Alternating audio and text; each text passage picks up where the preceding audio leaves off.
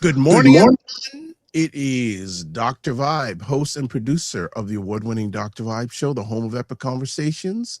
And I'm the host of Epic Conversations, 2018 Innovation Award winner, 2020 Best Podcast News Award winner given out by the Canadian Ethnic Media Association.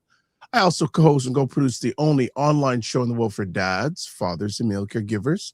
That's sponsored by Dove Men Plus Care, and being part of that movement, reached out directly and indirectly to over 500,000 dads, fathers, and male caregivers around the world. And as always, I just say good morning. Welcome to the Morning Vibe on July 13th, 2026. And we still haven't reached halfway in July. And it's, as I'm saying, it's a hotter than July month. Since I have Juiceman with me, I say, got to do the music connotation of hotter than July.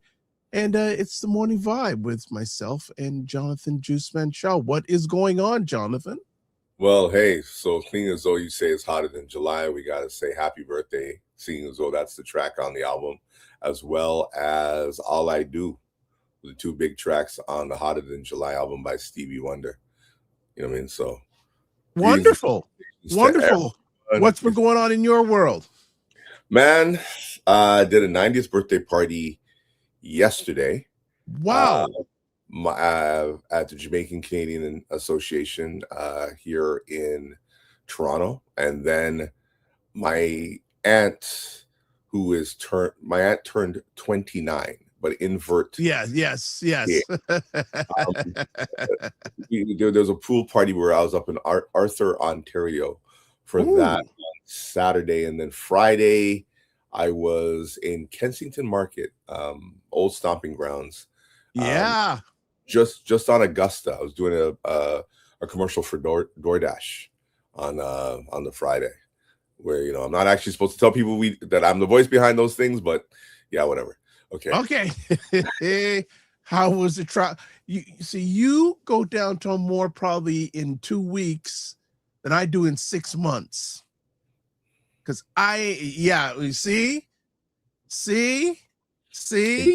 And you warned me about gas prices going up after, and I couldn't even get out to go get the cheaper gas, let's call it that. So yeah, gas got up. I think it was here it's by the liter. So it was 165, got up to 170 at one time. Yeah, it's gone back up again. It's crazy. Gone back up again, and it's another earth, wind, and fire. That's the way of the world. Another thing, so question before we go to break, and we're scheduled to have Amanda Coombs on, who's running for Toronto City Council in the Humber River Black Creek area. I saw in the green room, and she's back out, so we'll play it by green room, so to speak. Aftermath of Toronto hosting the World Cup, your thoughts? I thoroughly enjoyed it. I thoroughly enjoyed just people out there enjoying themselves. Unfortunately, as you know, what happened Saturday, we'll talk about that later if you want to, but I really enjoyed that everybody was just out there partying, having a great time. It was festive. It was, this country against that country. And it was funny to have these two different countries together and polar opposites, but everybody just vibing, having a great time. And one thing that was also interesting, and I think this is something that the world needed to see, is when you think of certain countries, you think that they're 100% white. And there's nobody of color there.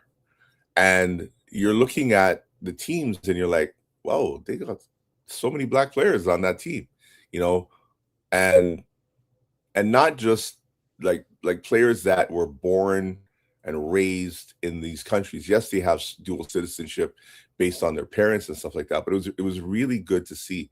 But that guy was named Holland, who plays for the Netherlands. People are saying stuff, and again, the conspiracy theories are up. But I'm looking at this guy, and somebody posted a picture of Holland, and they said that, why does he look like somebody, an albino black person? And now I can't and now I can't unsee it. Like you know what I mean? Like, you know, when you see somebody, you're looking at them, you're like, why does this guy look black to me? But I mean, it's a conspiracy. It's one of those, you know, those, they try to put the AI video and they change it up and whatever. And I saw it and now I can't unsee it. It's like basically oh my gosh. There's two singers that actually look the same. Boy George. Oh my And that guy, gosh. I haven't Boy heard George. that name No, in a but hold long on. time. Hold on. Boy George and Sam Smith. Okay. If you look at their pictures, at a certain age, they look identical, or that they could be related. The problem is that they live next door to one another. So people were believing for a long time that Sam Smith was Boy George's son, but they're no relation.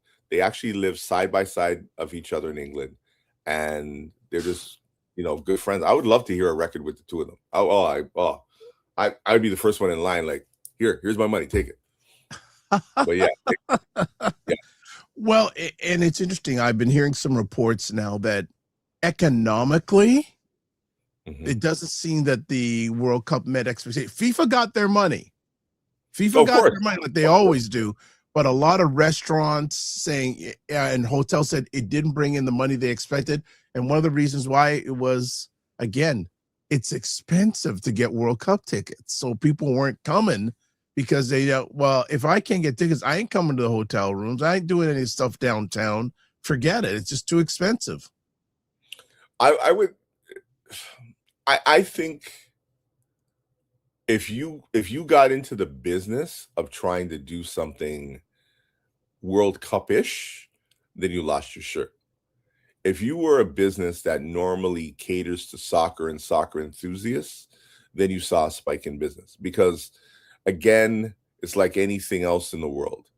We already know where to go. Like, yes, people from the seat, like who are new to the city, are going to come in here and be like, okay, yeah, you know, where do we go? But again, they're going to go to the usual spots as well too. Like, all the watch parties that I was invited to were in places that I already used to hang out anyway. You know what I mean? And they just kind of opened it up and whatever. And a lot of people just basically stayed home or wherever they could watch the game. Like, the community center had the games on. People had it on their phone. I was at a pool party, and literally, as you walk through the house, there was a, you know, whatever TV set. Yeah, it was all, yeah.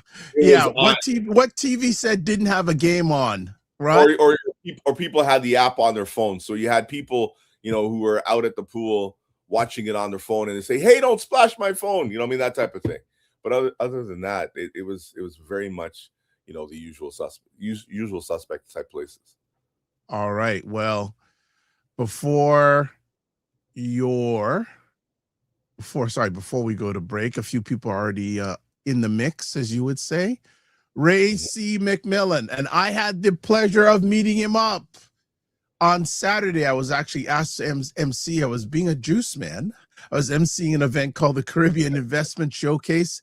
He was there. Big ups to Unique Russell, Ray, and Sean, who are the driving Sean DeFreitas, the driving forces behind the event, especially Unique and her husband.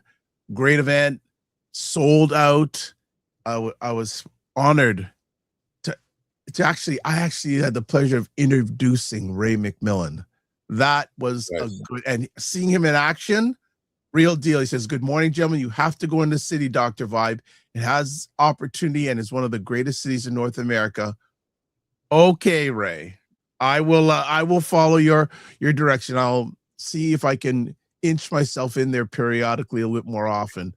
But also the house. Go ahead. Here's a problem. Sometimes you really have to turn off the televised vision and just do what you got to do, because a lot of times they, you know, depending on the news source you watch, they give you the doom and gloom, and they keep making it doom and gloom. Well, of course, if it bleeds, it leads, right? Yeah, but the problem is that you stop exploring. And one of the things that I mean, that's a conversation for another day. But Yes. if you follow everything that you consume on a screen, you won't do anything. You're going to believe what, like, like sometimes it's smoke and mirrors. Like sometimes you're like, oh, the traffic. Well, hey, don't go. It's like going outside at 12 o'clock when the sun is at its hottest. It's hot. You already know that. Don't go then. Go downtown early. Walk up and down. Take transit. Like, they tell you this a million times over again. Why are you going to drive downtown? You drive downtown, pay the consequences of what parking is going to cost you. Simple thing. Nice. And yeah, Ray, I hear you 150%, but it's just better that again, was such an honor to introduce you during this event. It was really, really, really good.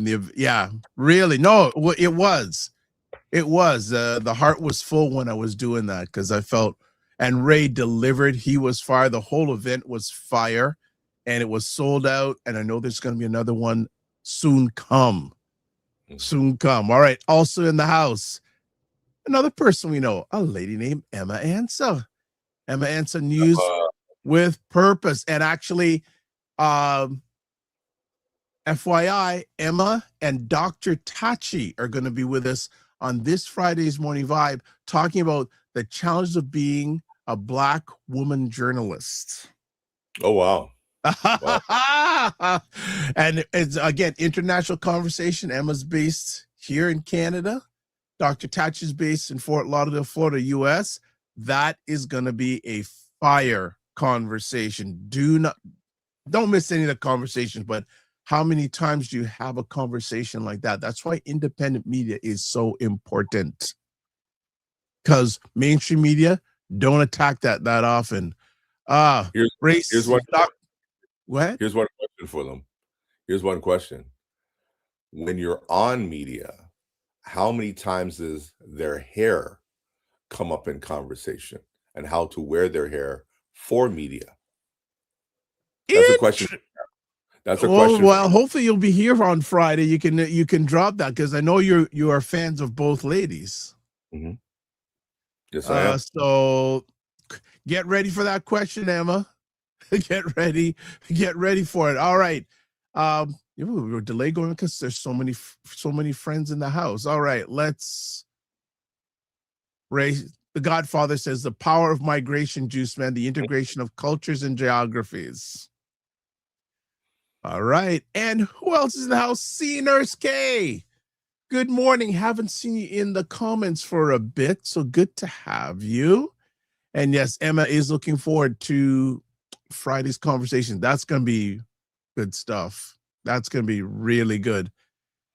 Man, you guys just want us to go to break? No problem. And Amanda's setting up anyway, so it gives her some grace in regards to getting everything set up. The Godfather says, such a valid point, Juiceman. The media can be your best friend and your worst enemy. Agreed. It's similarly, folks, refusing to travel to the U.S. I can share so many positives to being in the U.S. and visiting. Yeah, Ray has been in Jacksonville for a while now. Big up Jacksonville with the blue bridge that lights up red. If you've never seen it, I mean, what? It's beautiful. Oh, okay. Big up Jack. And Emma says, I'll be ready. Well, I know you will be. And people, yeah, follow Emma's channel. Wherever Emma is, she has her own channel. And then she's also on the Africa Diaspora news channel. So Emma is doing outstanding content on a variety of subjects that are important to us and people who support us. All right, I think we're going to get to break, and Amanda's been having some challenges, but no worry, we can rock on. Actually, more comments coming. Oh, Ray says, thanks, Dr. It was a pleasure to see you, and thank you so much for hosting the event. It was much more than I could ever imagine. Wow, thank you. The audience was simply amazing, and you were great. Received. Right back at you, man. Right back at you. Thank you so much. On that note, we're going with good energy. We're going to go to break. And when we come back from break, we'll do some housekeeping, and then we'll get right to where we need to be. Check out Primetime Saturdays with Aisha and Lala. We're live every Saturday at 5 p.m. Eastern with Aisha K. Staggers and Laura Lala Key, where we try to make sense of the nonsense going on in American politics and culture. You don't want to miss it. We'll see you on Saturday. Watch Black Canada Talking live on Sundays at 5 p.m. Eastern, where Dr. Vibe and Cesar de Mamusa give their takes and POVs on news stories from a Black Canadian perspective.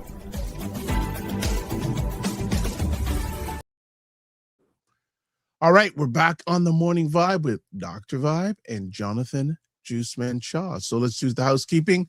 Subscribe to the Dr. Vibe Show on YouTube and hit the notification button. So for those people who have subscribed, thank you so much. If you haven't, what's holding you back?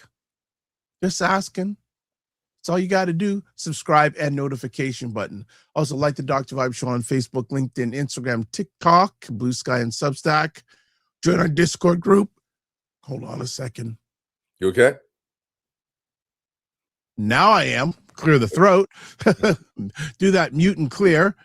And then also to advertise your business, product, or service on any of the platforms that I'm a part of, email me at dr.vibe at the drvibeshow.com. Indie Soup TV, I mentioned about Dr. Tachi. That's the channel that she programs on YouTube. About 25 to 30 independent content creators. 28,500 subscribers in 2.5 years of operation on YouTube, which makes the channel in the subscriber-wise in the top 4% of all channels on YouTube. Let's see if we got anything else. Oh, yes, subscribe. No, take our 2-minute survey, help power what we do now and in the future. So the link is there.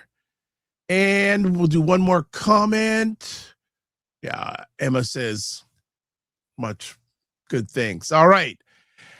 We're speaking that Ms. Amanda Coombs is ready. She's been going back between devices, but it looks like she is on par. And I see the smile. So that means she's ready. Amanda Coombs, how are you? I'm doing good. How are you doing today? Good. How are you today? I'm doing well. My sister's wedding on Saturday. It was such a beautiful ceremony. So, congratulations. That's fantastic. Black love. We celebrate Black love here. So that's good. And thank you for your persistency, because I know you were having some technical challenges, but I gave you grace, and we felt our audience was interacting, engaging with us so much that you could finally get everything set up. So we're looking forward to a conversation with you today. Before we get into some real serious questions, and even though this is a serious one too, can you share with the audience a little bit of your background? Yeah. So, as Dr. Bob just mentioned, my name is Amanda Coombs, and I grew up in the Jane and Finch community. I spent many years in that community, 20 years as a tenant representative. So in that role, I was able to address the needs and concerns of residents. I was able to connect them to much needed resources, a lot of programming for the children. I do come from a psych background, so I finished my undergrad in psych at York University, a university that's located in Vancouver. And I'm just 2 to 3 classes shy now of finishing my master's in clinical counseling. I also spent time using my degree as well to become a mental health first aid facilitator. And in that role, I've certified thousands of people as mental health first aid across the city of Toronto, equipping them with the skills to help to support individuals who are experiencing a mental health crisis. And it also led me into my role, which I'm on a leave of absence now, with the Toronto Community Crisis Team. So that was also one of my full-time jobs. And in that role, when people call 211, I would respond with my team instead of the police. So it's a non-reactive response for people who are experiencing mental health crisis. Instead of calling 911, you call 211, and someone like myself who's trained in mental health would come out and support that person, whether they were having depression, anxiety, or suicidal thoughts. I've also worked as a CPR instructor with the Canadian Red Cross. In that role, I've also certified hundreds of people across our ward in mental health in CPR and first aid, helping them to become more employable as well. And my baby is Back to Basics Youth Support Services, a nonprofit organization that I launched in 2018 in the Humber River Black Creek community. And we provide supports in mental health, employment, academic supports, and supports for youth who have justice involvement. And this program is specialized for Black youth living in our ward. And in 2023, I received $1 million through the Crime Prevention Action Fund, and I opened up a second location in Scarborough, also for Black youth, where they're receiving that support as well. And I was also teaching some entrepreneurship programs in Beaver Creek Institution to the men that are housed there, just to help them to, break that cycle of poverty when they are released, so that they have the skills to start their own business. So that's a little bit about me. Do you sleep? Do you sleep? I sleep on weekends. Okay. Okay. All right. I'm going to ask one more conversation piece. I know Jonathan already wants to get into, but I just want to ask you, what moment or experience made you say, I need to run for city councillor in Humber River Black Creek? Yeah, I think it really stemmed from my experience as a tenant representative. As I mentioned before, I spent 20 years serving the residents, not only in my building, but in the community. So way before I decided to put my hat in the race in 2018, I was fixing potholes in the community. I was giving away tons of backpacks to kids who were returning to school, gifts during the holiday times. As a tenant representative, I was also able to get new elevators for my building, open a gym in my building, get new flooring. And I was just like, if I'm able to do this magnitude of work as just somebody who's a local resident, what can I do if I'm able to get elected at City Hall for even a larger amount of people and for the rest of the ward? And I can really start shaping some policies, especially around affordability, community safety, and supports for vulnerable residents that would really help to help people to have a more positive experience in their lives. So it really started from that role as a tenant representative with Toronto Community Housing, and seeing the impact and the difference that I was able to make in people's lives, not only in my building, but in the Humber River Black Creek ward. Juiceman, you want to come in? I got lots of stuff, but yeah. And Juiceman. Oh yeah. Oh, there we go. Okay. All right. Jane and Finch. The Jane and Finch area, and that area as well, is an area where I know very well. And one of the biggest questions that I have, and I know it's not you, it's more what you dealt with your whole life in that area. And that is, with the amount of people in that area who are willing to make differences and change, why is it when you have people either from the area, people who have grown up in the area, have now reached a level where they can come back and help people in the area, it is so hard to get vetted and approved to come in to speak to the youth of that area? I'll just leave it like that. I think that that's a great question. And I think that one of the reasons why it's hard to get vetted and approved to speak to the youth of the area is because there's a large distrust. We've seen in the Jane and Finch community, many people come in, they want to do research, they want to sit down with the youth and organizations in the community that are serving youth. And then they take that data and they do whatever they want to do with it. And often the information that they get back, it's used in a negative light. You'll find that it continues to feed those negative stereotypes about the Jane and Finch community. And the Jane and Finch community is so much more than just community violence and shootings. We have a large, rich fabric of culture. Everyone there is like a close-knit family. You can walk in the mall down the street any day and see one of your aunties, your uncles, someone from your mom and pop shop. Everyone feels like family there. And I think really that is what it boils down to, is that we're so tired of this misconception around Jane and Finch and around our youth that come out of the community. And it really impacts the youth in a negative light. My son, for instance, he's faced a lot of postal code discrimination, right? Just because of his address. And he had to literally use my uncle's address that's in a more affluent neighborhood in order for him to start being able to have the opportunities to get jobs. And that is not unique to my son, that experience. So many youth across our ward experience that as well in the Jane and Finch community. So to answer your question in a nutshell, what it really boils down to is mistrust and how that information is going to be used and what light those youth are going to be viewed in once those questions are asked, once the research is done and the interviews are finished. I came up in the era of the iconic Westview fashion show. You remember that one? Maybe. You don't remember that one? Okay. I grew up in the era of having the block parties at Driftwood Community Center.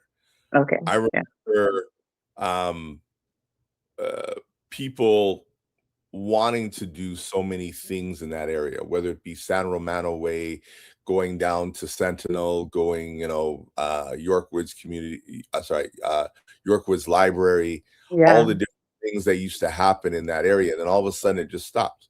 Yeah. And how would you bring those things back? So, not the fashion show, but you know what I mean? Yeah. So I feel like although some of those major events that you just listed they seem to have been historical events in Jane and Finch, like those ones have stopped. We still do have a lot of great events, and I do a lot of collaborations with community organizations in the Jane and Finch community. So you'll find that something that's very common is we have like annual basketball tournaments that bring the youth together. We have that in Driftwood. We have that by Keel and Finch. You'll also find that we have those on the north side and the south side of Jane as well. We also have the Driftwood Community Center that's used a lot for something such as wrestling matches that Tamasha Grant just held the other day. We also have fun fairs, right, and stuff like that. So we do have a lot of events that still occur, and there's still a lot of community collaborations that do take place. But to answer your question, how I would bring that back even on a larger scale is to ensure that that collaboration continues, that there's a lot of community meetings that are taking place where people can kind of work together, because we find often we have some of the same events that are reoccurring. And people are like, oh, where do I go? At 1 o'clock, there's a fair here in Driftwood, and then there's another fair here at Jane and Steele's, and then another one at Jane and Finch, right? And it gets split, like the community gets split. So more collaboration and stuff. And one thing I didn't mention in my introduction is that I spend a lot of my downtime writing grants and proposals so that I can do these events for the community. I can continue to do the fairs, the backpack giveaways, collaborations for basketball tournaments, free mental health trainings, as you mentioned, art shows, fashion shows. Some of the things that I'm getting ready to do, and I do annually, is I take about 80 kids every year to Detroit when we visit the Charles H. Wright Henson Museum, and they get to learn about their Black history and their culture. They get to do a tour of Detroit to see like how gentrification has really pushed some of those places, people out of the community, and the difference between just the city and the low income neighborhoods and the disparity among like the houses and how people are living, and they always come back and they're like, wow, like that was a real eye opener. So on the 25th, I'm getting ready to take 80 kids again from this community. We still have about 15 spaces left. If you have a youth that resides in the Humber River Black Creek Ward and you'd like them to come, you can reach out to me. So I'm always writing grants, and that gives me the ability to keep community events on a really large scale, to continue to make sure every kid goes back to school with a backpack, to ensure at holiday time that people have, gifts that they can give to their children. People get free certifications. There's basketball tournaments and fun fairs and a lot of fun activities for the youth to engage in. And most importantly, experiences for the youth to be able to leave their community, because many of them, when I take them on this trip, it's their first time crossing the border, or just a simple camping trip like going to Mono Cliffs. It's their first time ever being in the wilderness or hiking and being outdoors and just engaging in nature and the environment. So I continue to write these grants to ensure that my program remains accessible and that we can continue to collaborate with community members. And if I'm elected at City Hall, I will ensure that there is funding that is dedicated to Humber River Black Creek to ensure that not just youth, but residents also, we can collaborate to continue to do great things, as you just mentioned, such as fashion shows and fun fairs and things that the community can engage in. Speaking of going out to the museum, if you ever need another person to come with you, I've been there many times. My other friend Curtis, I don't know if you know Curtis States. He usually takes a bus. We go with him every year. Oh, you go with him? Go with Curtis? Okay, yeah, yes, that's my son. We go with Curtis. So yes. So that's So if you need another person, hey, I'm here. But that's great work that you were doing, and I'm gonna give you a hand clap. Thank you so much.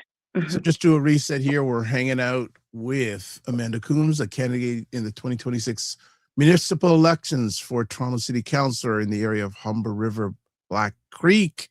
And if you want to touch base with her, there's a phone number, there's an email address, there's a website, there's Instagram. It's all there. And I'll also be sharing that information in the comment section wherever you're watching this live on the replay. I have a conversation piece for you. What are the biggest challenges you see Black and racialized youth facing in Humber River Black Creek right now? Economic opportunities. They cannot find a job, and it's leading to a lot of our youth struggling and having mental health concerns. I can't tell you how many youth have called me and it's like, I feel like I'm falling in depression. I'm so tired of having to ask my parents for money. I'm 19, I'm 20 years old. I want to have that autonomy, that independence to just be able to go out and get my hair done, my nails done, hang out with my friends without having to, turn to my parents for cash for everything. And I'd love to ease that burden of, my mom or my dad always having to take care of all of my needs. And I was just able to hire eight youth from the community to work with me for the summer at Back to Basics Youth Support Services through the Canada Summer Job Employment Program. But that's very limited, and I'm grateful for that funding that I received. But if I had the opportunity to hire every youth, I would. So that is one of the biggest challenges, just receiving on a day-to-day basis over 10 or to 20 emails with resumes and youth Amanda, you hired my friend, can you please hire me? Can you help me get a job? And just my employment counselor, I work with a great team of people. We try very hard to send out resumes, and we just find that they're just not getting any calls back. And that, I feel right now, for our youth is the biggest challenge. And to follow that up, I would also say community safety as well. We just witnessed 2 shootings that occurred, over the city of Toronto, but one specifically in Humber River Black Creek at Jane and Shepherd, where a young man unfortunately lost his life. And I happened to be there when that happened, getting my hair done at my hairdresser. And I was just like, this is very sad and unfortunate. Another mother is going to be burying their child. So definitely community safety, but economic opportunities for our youth, it's just not there. I got a quick question, and I don't know if this fits into what you're doing, but at the corner of Jane and Finch, believe it or not, a farm. And if you were to ask the majority of the residents of the Jane and Finch corridor, do you know that there's actually a farm at the corner of Jane and Finch? They would tell you no. And I've never understood why you have a place where you can get organic food, place where young people could actually do farming, learn farming. It's I do believe it's Black run. Why it is so, the apartment building's right there. I've never understood why the masses don't know about it. And it's very, very kept away from the people in that area. Yeah. So one of the things that's also a common complaint from a lot of residents is that the way that information is shared, often they don't find out about things until like the day of, and they're not aware of all the things that are happening in the community. So that's something that definitely needs to be done more better. Most of our buildings do have screens and TV monitors in the lobby. Being able to like have these events displayed on there, or even have people from our Black Creek Community Farm come out, maybe go door to door to let people know, hey, like we have this in the community. You can come out and get fresh produce. You can even have a little plot here where you can plant your vegetables and things like that. And I find that it's being accessed by a lot of seniors. So the seniors are aware of it, right?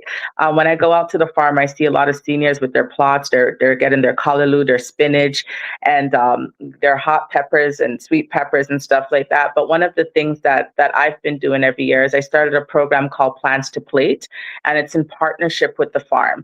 So I have a lot of parents come out with the youth that come to Back to Basics, and through that program, they get a stipend every week where they get to purchase their vegetables. And then I partner with the local church in the community where we do the cooking classes. So everything that they grow and that they purchase from the farm, they then again get to learn how to make a meal at a very low cost, and they get to go home with that meal. And they also put together gift baskets with the food that they've grown and they purchased at the farm that they can give back to the seniors and other vulnerable residents in the community. So that's a program I've been running for like the last 2 years, and I'm going to continue to do it every year. I put up flyers around the building. We have our youth go out and knock doors to let people know, hey, as you just said, did you know that there's a farm right here in Jane and Finch in your community? And every Tuesdays and Thursdays, you can go out and purchase fresh produce, organic vegetables, and you can even like get a plot to plant your own stuff. You can learn about bees. They have live chickens there. You can get your fresh eggs from those live chickens that are on the farm. And you can also do one of their educational tours and learn so much more about agriculture, right? And farming.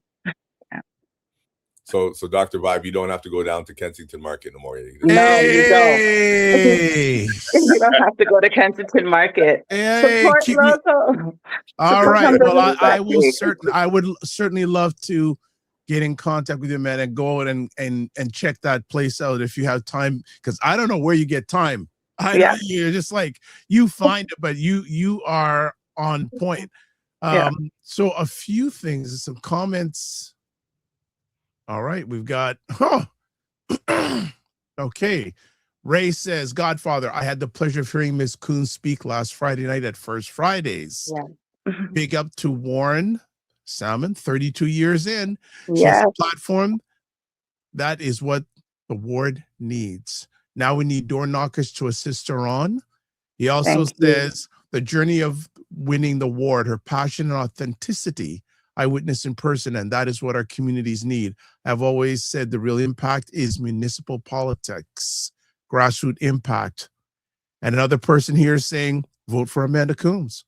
All right, well, vote for Amanda Coombs. It's a done deal. Vote for Amanda Coombs. It's a done deal. Like, I'll continue doing the work. All right. Somewhat of a personal question here. How did your journey as a young mother and community advocate shape the way you lead today?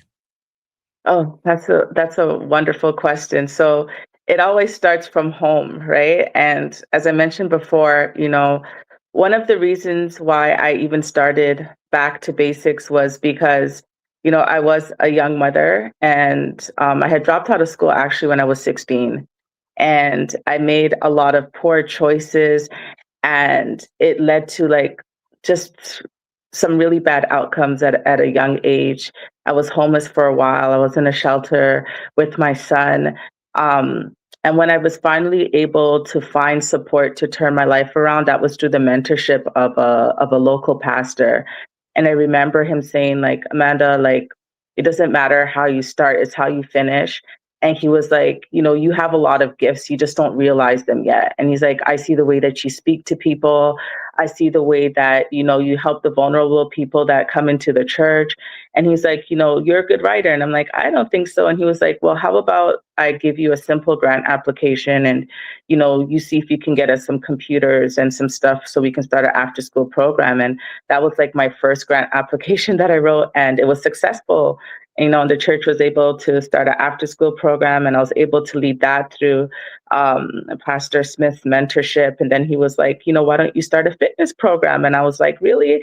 And he's like, yeah. And then I was able to do that. And that really was the catalyst that really helped me to learn that, I'm actually really good at doing grassroots initiatives and things in the community.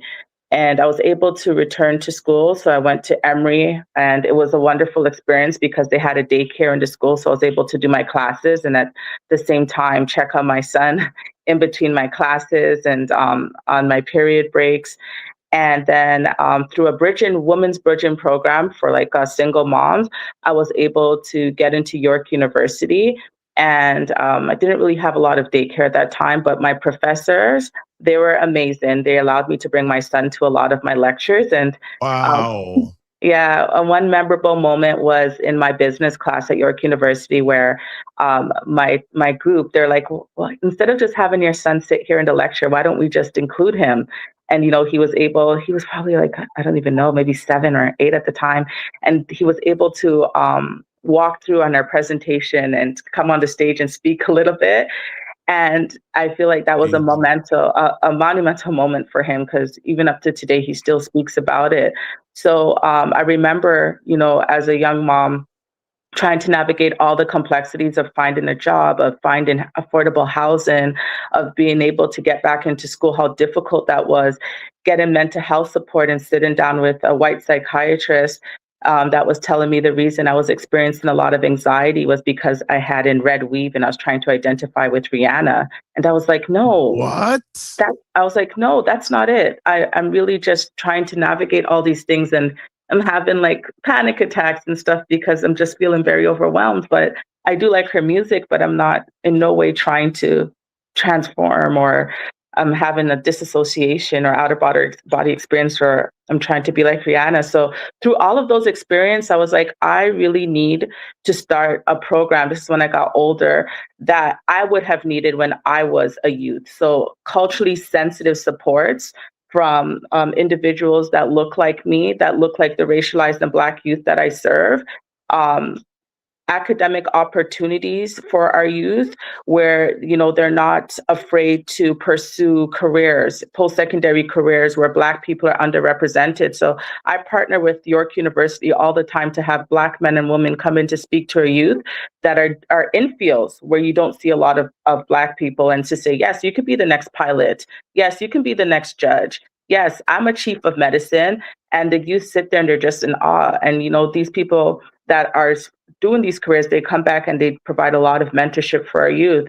As I mentioned, making a lot of poor decisions and going into Humber River Black Creek, not Humber River Black Creek, sorry, Beaver Creek Institution, being able to partner with some of those men later who have changed their lives around and be like, hey, can you come back and mentor some of the youth that have gotten themselves into a little bit of trouble? Because sometimes it takes somebody who has gone through those experiences to come back and be like, I did 10 years, I did 5 years. It's not worth it, right? So what really motivated me was the lack of supports that were available for me, culturally sensitive supports when I was a youth, and being like, I want to make sure that my son and every youth in Humber River Black Creek Ride-In does not have to go through those difficulties that I went through. And early intervention is so, so important, especially in our community and in our ward.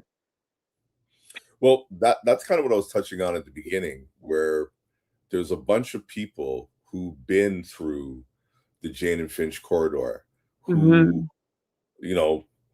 maybe they've been incarcerated, or maybe they were a knucklehead going in, back in the, but now they've made something of themselves and they've decided, hey, I want to give back to the Jane and Finch corridor. And as counselor, is there a way were people like myself. I mean, Kofi's still there. There's a whole bunch of other guys in the community who do some really good work. But okay, we got our vulnerable sector check. We got our police. We have been. We're trying to get vetted. But the thing is, we find that just trying to go and get approved by the Toronto District School Board or even other organizations to go in and speak to youth or be that mentor takes forever. And by the time you get vetted, you know, I mean, a kid who is 12 is now 16 years old, and you've lost them. You know what I mean? They didn't get your words when they were at that impressionable age. So are there ways in which, you know, you can either speed up the process for certain people or certain organizations to come in and really, I mean, not from a collect data standpoint, but just allow people who, you know, even because every kid, what do you want to do when you grow up? I want to play basketball. Well, guess what?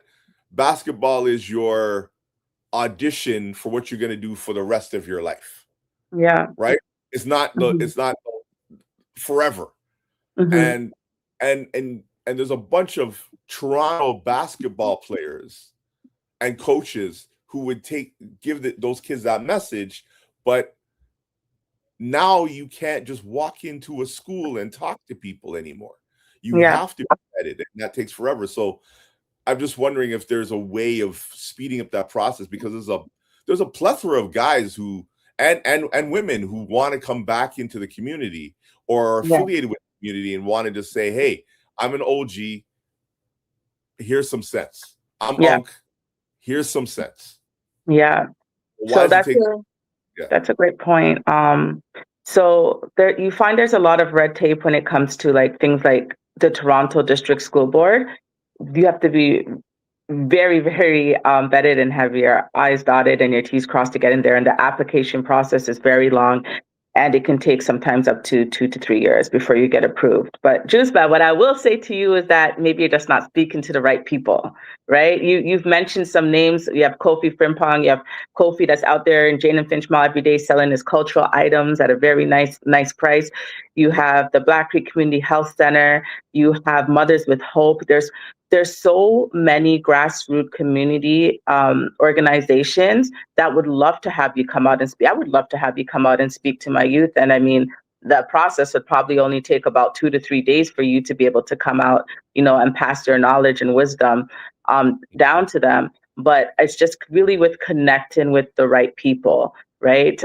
There's people and organizations in the community who, like myself, for instance, we have like a strong track record with a lot of the local schools, a lot of the bigger organizations in our ward. And definitely, like, it just takes an introduction and somebody to really say, like, you know, Juiceman is solid, or, you know, Dr. Vibe, like, you know, he's a good person, and you can get in. So let's talk after. Tell me where you want to go, who you need to see, and I'll make it happen. My stuff right now, finally, the Toronto District School Board finally just it's past their legal department now. But saying not just for me, not for me, but for people who are interested in doing it. The process is forever and a day. It is. It's a very tedious process, and if anybody needs support as well with those applications, I can support you. I have a team of individuals that can support you. And just as Juiceman mentioned, if you want to collaborate or come in and speak to youth at any of the organizations in Humber River Black Creek, I've worked with probably every single organization. I continuously do work with them. You can see me, and I can definitely be that person to get you in. One thing that I am 100% against is gatekeeping, right? So I'm your person to get you through those doors. Excellent. We got some more comments here. Godfather says, growth most times comes through adversity. Most were impactful because the way that through the bumps in the road of their own journey. Hashtag vote Amanda Coombs. All right. Thank you. Thank you. Koji Books 60 says, Amanda's heart is entirely for the community. As a dedicated leader and advocate, she possesses a unique ability to truly connect and reflect with every single member she encounters. Yes. They also say her impact isn't just immediate, it spans generations. It does. And then coming back to Juiceman says, the process sounds slow, but thankfully there are a number of people like you that are there for those 4 years while you get vetted. And also Koja says, from Royalty Helping Hands. All right. Yes. Royalty Helping Hands is another huge organization in the community. And she also did a partnership with me to help about 10 of our youth publish their own books about like their experiences and their life. Yes. Why do I smell a documentary one day? Yes. Something saying documentary. Have a quiet conversation piece for you. What changes would you like to see how the city responds to mental health and substance use crises? Yeah. The Black and marginalized communities. Yeah. So one of the changes that I will say has been impactful is, the pilot project that I've been a part of from the beginning. I'm on a leave of absence right now, as I mentioned, but the Toronto Community Crisis Service, where it's a non-police response. So when somebody calls 211, we are able to go out and provide them with the mental health support that they need without the police interfering. And we're also able to provide follow-up support for even up to 6 months and give them resources that they need. So I think that's a program that has been working very well. It needs to be expanded into other parts of the city, which is something that I would definitely put at the table or put a motion forward for it to be available to even more residents across our ward in the city. But I do think where the city can do better is to ensure that the people that are on the Toronto Community Crisis Service team, that they reflect the individuals that reside in that community. I remember there was a team that came out to respond to somebody experiencing a mental health crisis at 15 Tobermory.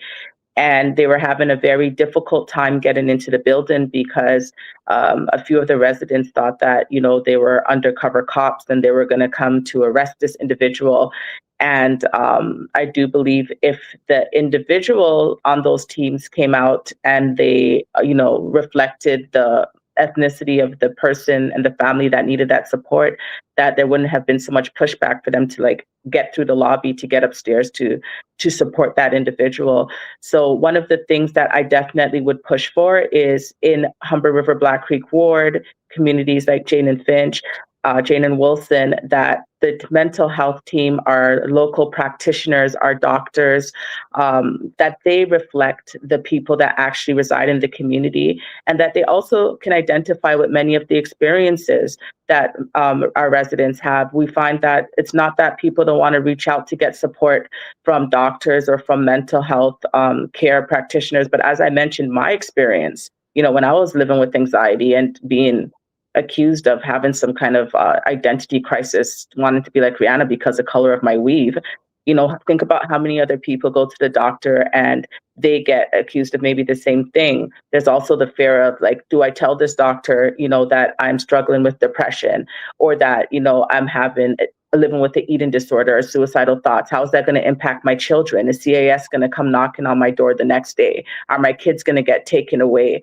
Right. So it's really just having people in our community that understand the lived experiences and the trauma that, many members go through on a day-to-day basis, whether it's just from having unfortunate encounters with the police, just through the disparities that they experience on a day-to-day basis when it comes to even our local grocery stores, right? And not being able to get fresh produce or organic products or things that they need for their family that are at a reasonable cost, right? These are things that definitely impact the mental health of so many of our residents. But as I mentioned before, the key is to have people that look like us serving us in the mental health field, our local practitioners, and that understand how our daily experiences shape our health and the way that we receive the support from those people that are providing it to us. All right. I know Juiceman probably has some more stuff. I'm going to be right quick with some quick things. Dr. Chachi's in the house, part of the leader of Indie Soup TV. She says, good morning, all. And two open hands says Amanda Coombs is not just talking the talk. She is most definitely walking the walk. By your works, you are known. Keep up the great work. Your love of community definitely shows. And since we got some people in the house, I want to say if people are interested, we got a poll. And this is sort of generic, not especially Toronto, but have you ever contacted your city councillor about an issue? So just like to know, so if you'd like to vote, press 1, yes, and they have responded. Press 2, yes, but nothing changed. And 3, no, never tried. So just out of curiosity, I'd love you to vote. Either 1, 2, or 3. We'll be keeping a track on the poll in the background. We also got another person saying, voting for you. All right. You know that person? No, maybe not. Okay, all right. You know so many people, so you're just like, wow, okay. You know That who looks like my sister. Thank you, sis. Okay, nice. Juiceman, you want some? I got more stuff. You want to jump in? Simple question, but maybe a difficult answer. How do you deal with no? How do I deal with no? Oh my gosh. So I've dealt with a lot of no's throughout my life, a lot of closed doors. But one thing is that you never give up, right? I feel like when one door is closed, there's always another one that's open, right? Just like what you mentioned earlier with being vetted, trying to come into the community to do workshops. Just because one organization says no, it doesn't mean the rest will say no. There's always somebody there that will be there to support you. So when I hear no, I'm a very analytical type of thinking person. So when I hear no, I try to find out why, how come this person is telling me no? And with that information that I receive, try to find ways to navigate whatever that issue may be at hand to find out how I could continue to accomplish whatever task it was that I was trying to. So I don't take no as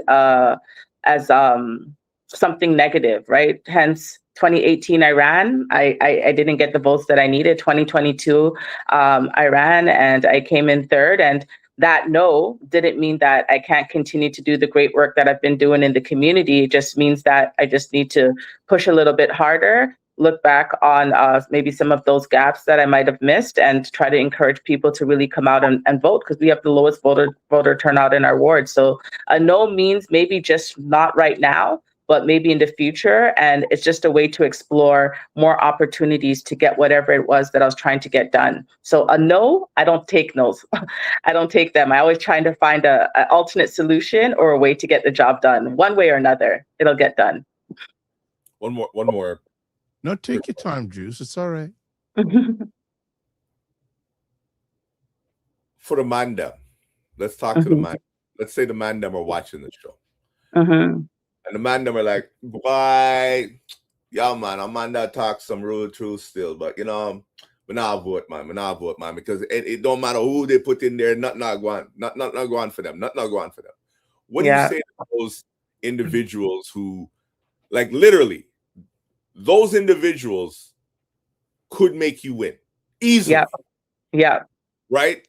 How do you get them to vote? Yeah.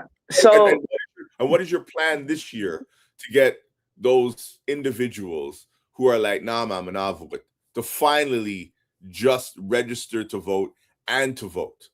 Yeah.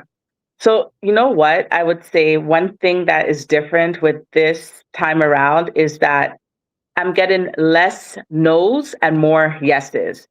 4 years ago when I ran, almost every door that I knocked on, the youth, the adults, they'd be like, I respect what you're doing. You're like a daughter, you're like our granddaughter, but I'm not voting because nothing's going to change. And when you put people in office, they go there and they just do their own thing. They don't care about you anymore, and I don't blame them for thinking that, because when you have put your trust into a system where it continuously fails you, you start to be like, why am I even doing this anymore?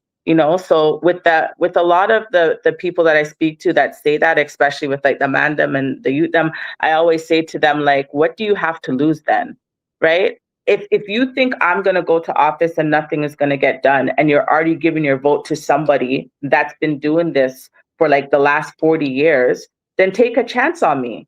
You know, I look at my track record. I always tell people to do your homework. And when I sit down with a lot of the youth, the mandem, and I tell them, look, this is what I've done. What do you need?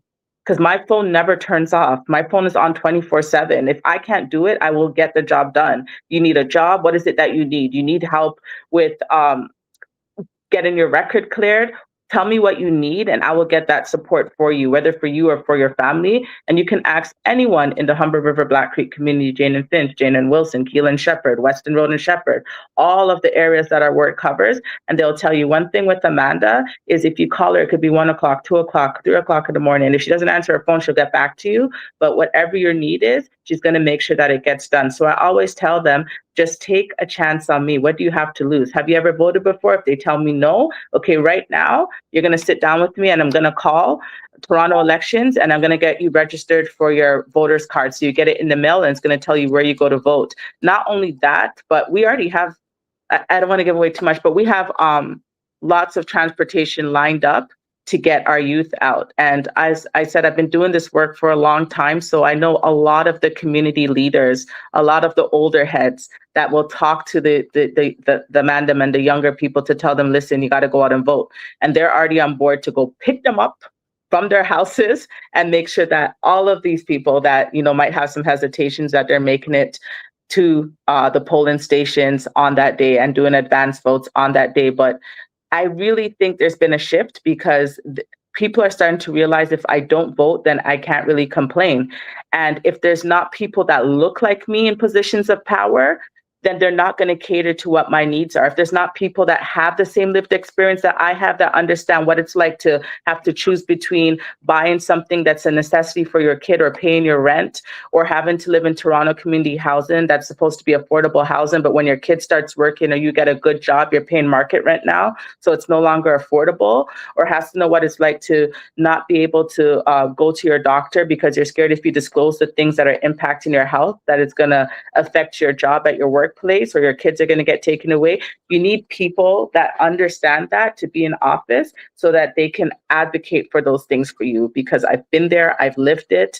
I want a better community for my son and for my family. And the same things that are impacting you have impacted me or are still impacting me. So those are the things that I'm going to position. Those are the things that I'm going to fight for, and to make sure that when I get to City Hall, that I'm not just saying I'm going to do these things, but they're actually going to be actionized. Because so many times you see people saying that, oh, when I get to City Hall, I'm going to do A, B, C, D, but then they just join the collective.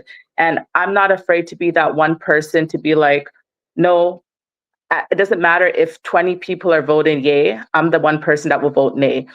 It doesn't matter if I don't believe that that's a motion that should be passed that's going to impact the community. So really somebody that's going to stand up for what they believe in, regardless of what everyone else is saying around them. And once again, I'm not afraid of no.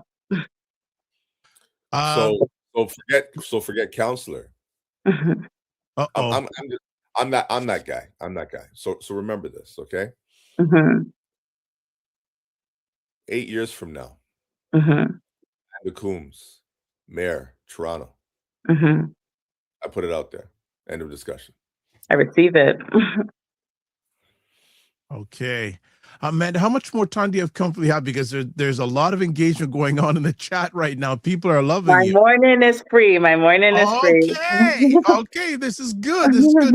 We got some things going on. So let me just do a reset here. We are hanging out with Amanda Coombs, who is a wonderful secret that I'm finding out more and more about. And she's a candidate in the 2026 municipal elections for Toronto City Councillor, Humber River Black Creek, hanging out with Jonathan Juiceman Shaw, myself. So let's catch up on some comments. The Godfather says the importance of racially appropriate and sensitive meditation and intermediaries. This is a very important need in our communities. Community policing should require police in the hood. Anonymous says, vote Amanda Coombs, City Council, Ward 7, Humber River Black Creek, October 26, 2026. Clock it. Another one first says, she has my vote. I like this. Amanda don't sleep. on anything. She does the original Google Chat, GPT, and Claude. She has the answers for results. I love that. Also, from royalty to helping hands. She's not douche. So saying she's not new to how she's true to it. Okay. Yes. Wow, the comments are coming like crazy now. Jane and Steele, Jane and Finch, Jane and Shepard, Jane and Wilson, Keel and Steele, Keel and Finch. Isn't it Finch? All those places. All right. Another one person saying here, Amanda has passion for her community. And then someone saying Amanda Coombs' team would love to connect with you. With who? That's the question. With who?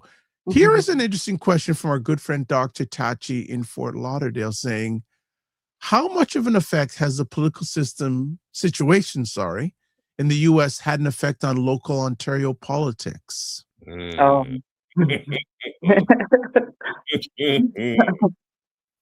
would say that it definitely had a large influence. The whole thing with the current, president over there, and with tariffs, and it definitely impacted me going to the States last year and the fear, that the children had of crossing the border and things like that. So we've seen that a lot of the issues, the major issues that we've seen around, some of the stuff that Donald Trump was pushing for, and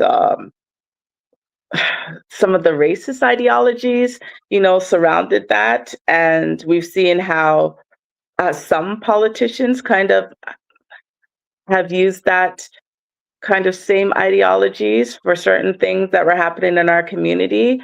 And then we also seen the impact of how it was affecting politically, things such as like food insecurity in our community, immigration, that's a huge one, newcomers, supports for our newcomers in Humber River, Black Creek. So I would say it did have some type of an impact on the political landscape in Toronto, but not too heavily, thankfully. Yeah.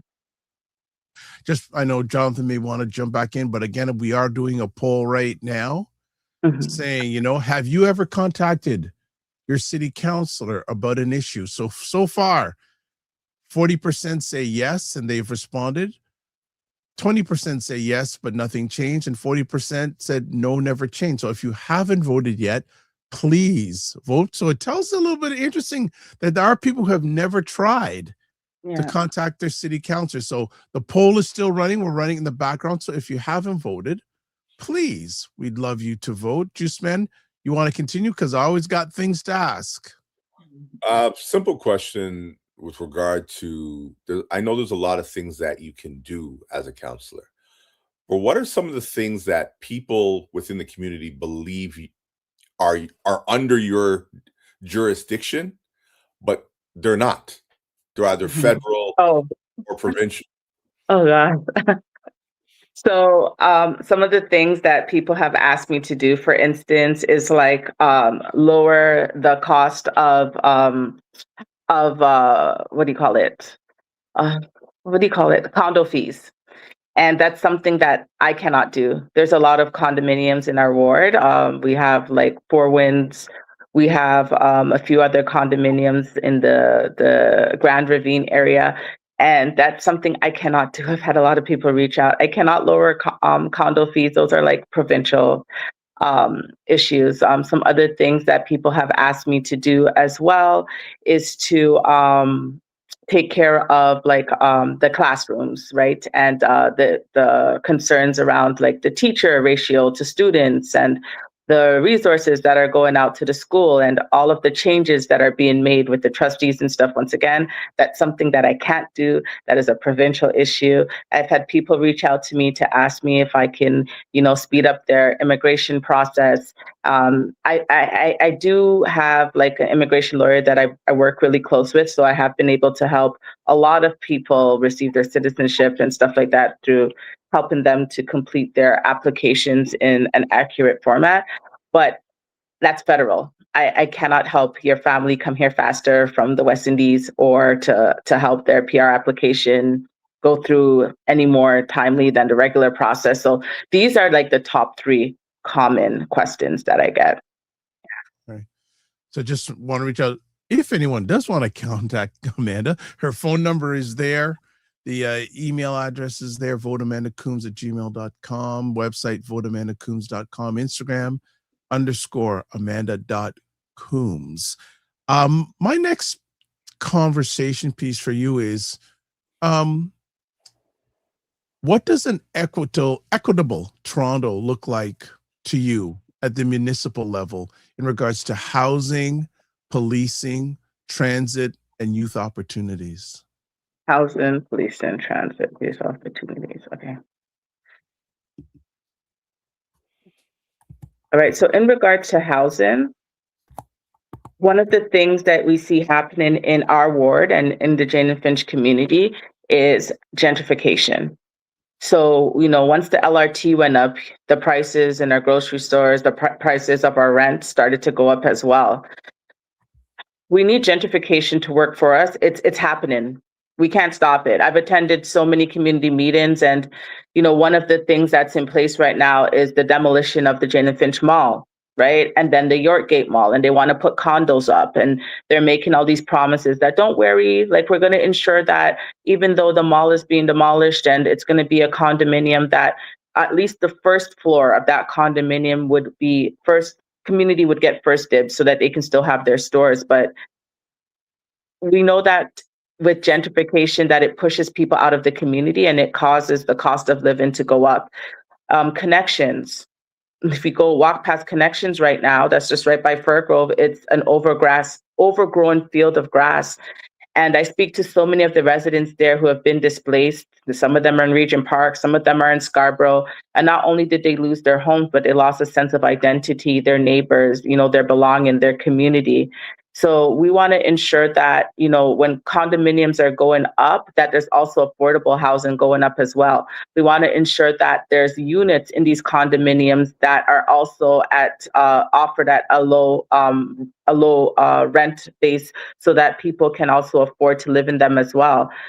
When I sat on the board for Toronto Community Housing, one of the things that I advocated for was a grace period for individuals who are working, who have a child who's working, because immediately once that happens, their rent jumps to market rent.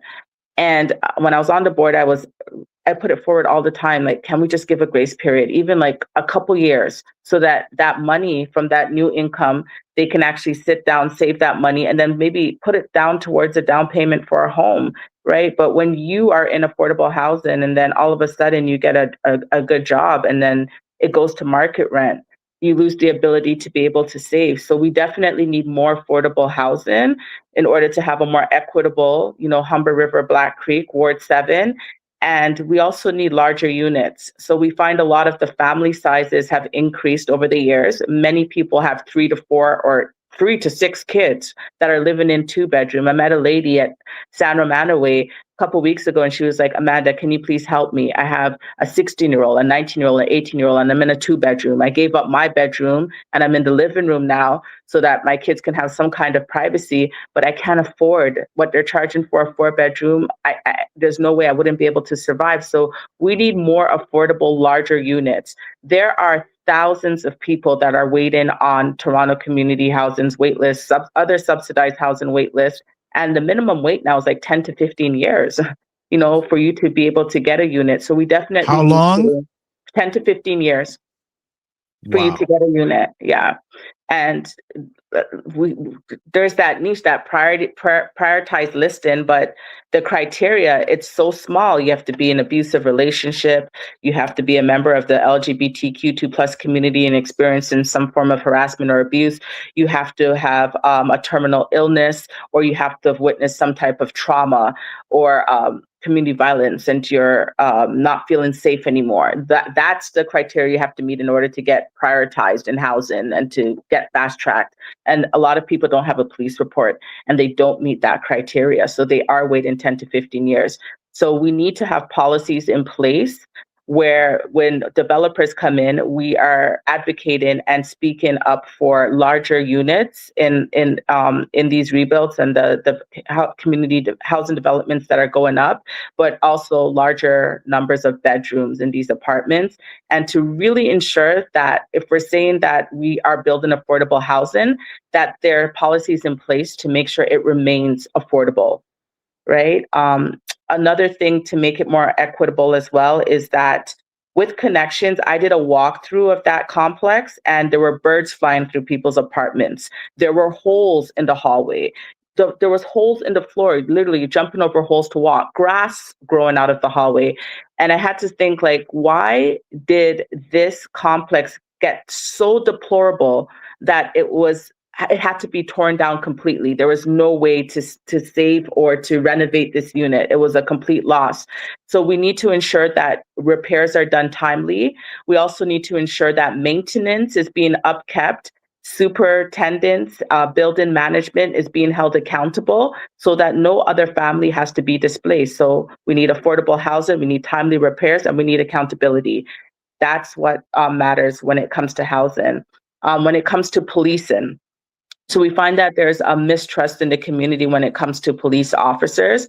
But one thing I think, especially in the Jane and Finch community, that has been working well is that some of our community officers, they've grown up in the community. They're familiar faces, right? So a lot of the youth and the families, they trust those police officers. The officers, you don't only see them when there's an act of community violence, but they do come around and they give out slushy cards to the kids so they can go get free slushies at our local gas station. They come out at events. You see them playing basketball with the kids on the court. They're very active in the community. You can call them if you need to collaborate, if you might have a funding gap, or you need some more resources, and they're there for you. So I think that in order to continue to make policing more equitable, we need officers that are from the community, that are familiar faces and that people trust. We need officers to attend more community events and to get more familiar with the community. And we need to ensure that when they are responding, to acts of violence or to mental health or anything, that they're doing it in a way that still the person still feels dignified, and treating them like they would like to be treated as well. And just removing any type of anti-Black racism, discrimination, any preconceived notions or biases that they might have about the community, about Humber River, Black Creek Ward 7 or Jane and Finch, from their mind before they come into any interactions, and more training in mental health for our police officers in Humber River community, Black Creek Community Ward 7. That is definitely needed to make this right and more equitable when it comes to policing, more training. When it comes to transit, so we have our lovely LRT that we had to stick around with huge traffic jams for many, many years until it was done. And I've rode on that LRT. And when I was taking the kids to the 905 Raptors game in Mississauga, and I'm telling you, we could have walked faster to Humber College to get on that train. Then the pace that the LRT was moving at, the youth were like, "Oh my gosh, miss, this is so slow.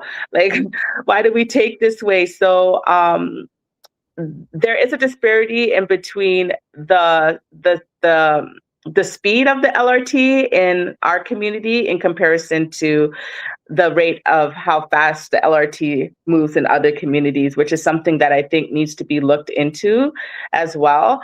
And making transit more affordable as well. So even reducing the cost of our tickets for our youth. It would be nice to have days where, youth and seniors can take the TTC for free, maybe not on so much of the busy days where there's high traffic, but even on a Sunday, maybe on a Saturday.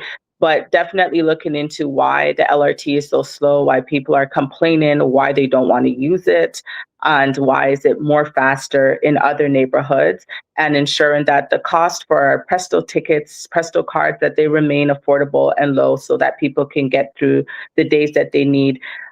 This is kind of connected to transit because I've had a lot of seniors reach out to me. And I know this doesn't fall municipally, but sometimes we have to work together, different levels of government. But a lot of the seniors are facing a barrier when it comes to them being able to go to their doctor's appointment or to go out to get groceries because a lot of the bus sheds have been taken down. So therefore, they're waiting on family members to give them a ride. So I've had a few seniors from 5 San Romanere reach out to me and say, can you get the bus stops back up, especially at the corner of Jane and Finch where we have to stand and wait. If you could get a bench there and if you can get a shed back up, because the elements of the winter, of the rain, it's really hard on our bodies and it's taken a toll. And sometimes we just don't even go outside. There's nowhere to sit and there's no bus shed. So that's something that I've heard the seniors, I've heard the vulnerable residents. That is definitely something I plan to advocate for.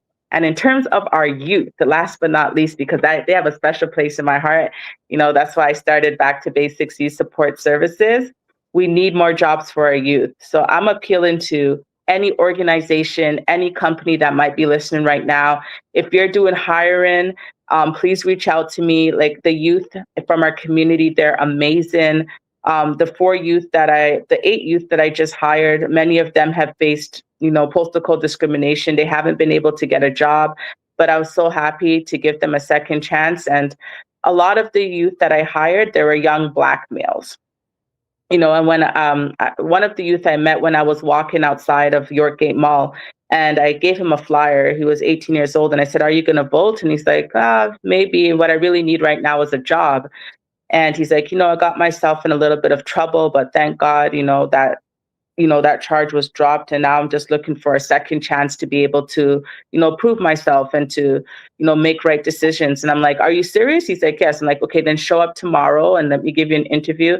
And let me tell you, the youth, the younger children love him. He was like, "Miss Amanda, I don't know, if I'm going to have the patience to deal with younger youth and stuff," but he proved himself to be a great youth worker, just amazing problem solving skills. And, I would love to keep him on, but the funding is just not there. So, these are youth that are crying for jobs, that are saying like, I don't want to get caught up in the streets again. So any job that's out there and they're willing to do anything, I'm just asking, if you can reach out, not anything, but they're willing, they're very flexible when it comes to the type of job they're willing to do. It could be retail, it could be a forklift operating job. They're open to it. So when it comes to our youth, we want to see more economic opportunities, not just factory jobs. If you walk through Jane and Finch and through Humber River Black Creek Ward, you'll see a lot of signs for, temporary warehouse jobs, but we want to see jobs that can lead to, good careers and proper and decent pay. We also want to see for our youth in the community more opportunities for them to be able to, engage in activities, to be able to travel, to be able to attend camps, to be able to go across the border. We also want to see a reduction in crime. So often we say that, the reason why the youth are engaging in community violence is because, they need more sports, they need more basketball, they need more soccer. But at the end of the day, we have to get down to the root cause. Like, what is causing these youth to want to pick up a gun or to want to fight an individual, want to stab an individual? And when I sit down with a lot of my youth and I hear their stories and they're telling me like, "Amanda, it's really hard. I witness a lot of domestic violence at home," or "Miss, can you please send me some money? I'm at work right now and I'm hungry. I haven't ate since yesterday and I feel like I can't stay on the floor anymore. Can you please send me some money?" Or another youth telling me like, "I really want to buy a bed. Like there's this bed, it has LED lights, miss. Is there a way you can write Amazon and maybe see if I can get that bed? Because right now my mattress is on the floor. I'm not knocking my mom's because she doesn't have the money, but I really like an LED light bed."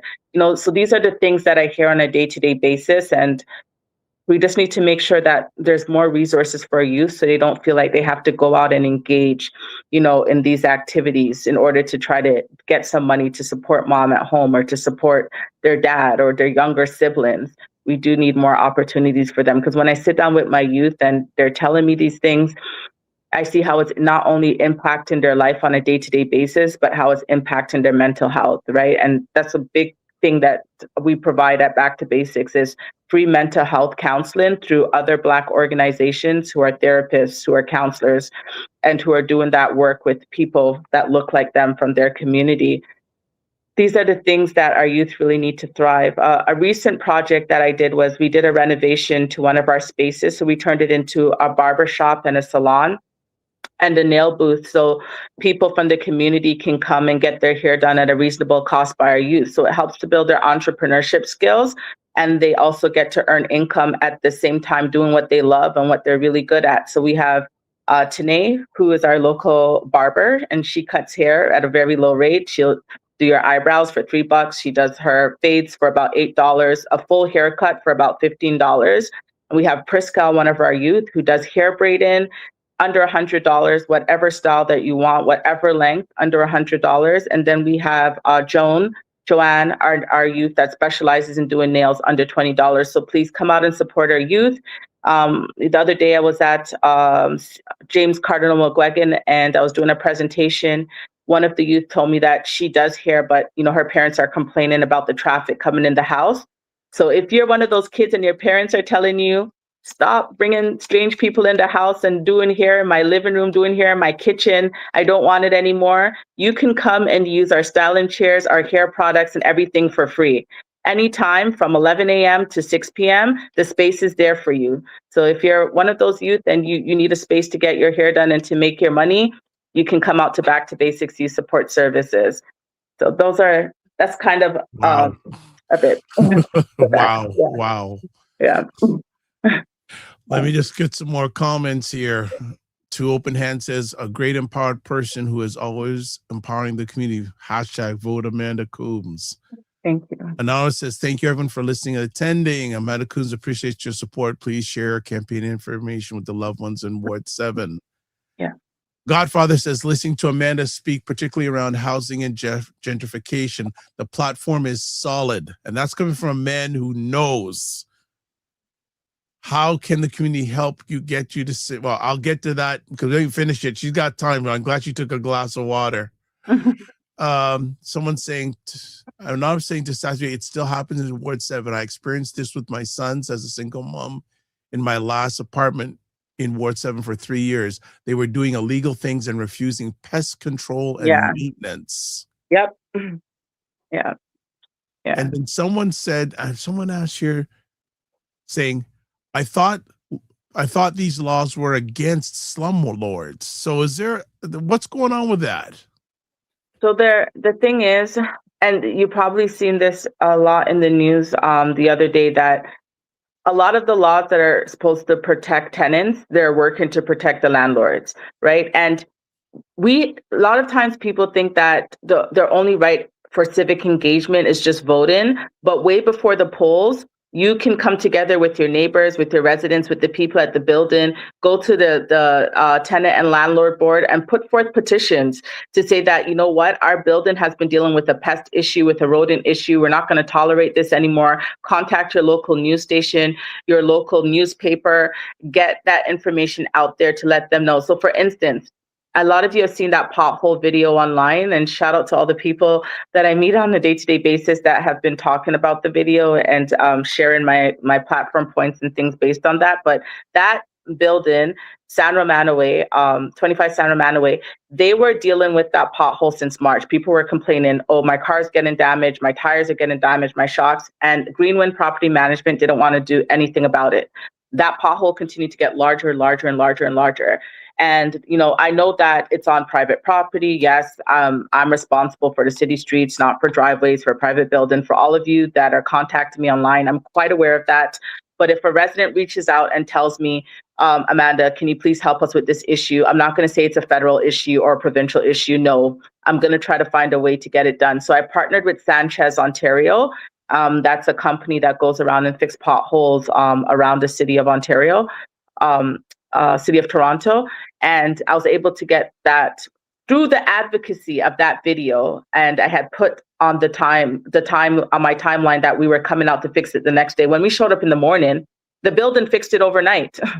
Right? They didn't want the shame. They didn't want the shame and the disgrace. Literally, I showed up and I was like, what? They had to have done this like 3 in the morning or 2 in the morning. So advocacy does get the job done. When you bring attention to issues that are happening in your building, the landlords will respond because they don't want that negativity attached to their name or attached to their business. So you can still do your civic engagement even before the polls open by advocating for the things that matter to you, and there's strength in numbers, right? Talk to your neighbors, talk to people in the community that are experiencing the same issues, and then come and see me. Come and see me, and I will help you to get that job done. Wow. Now, Alicia says Amanda's been actively serving and supporting in our community for many years. She has the heart for the people. Also says, vote for Amanda also. Thank you. Thank you, Alicia. Godfather has a question, has a few.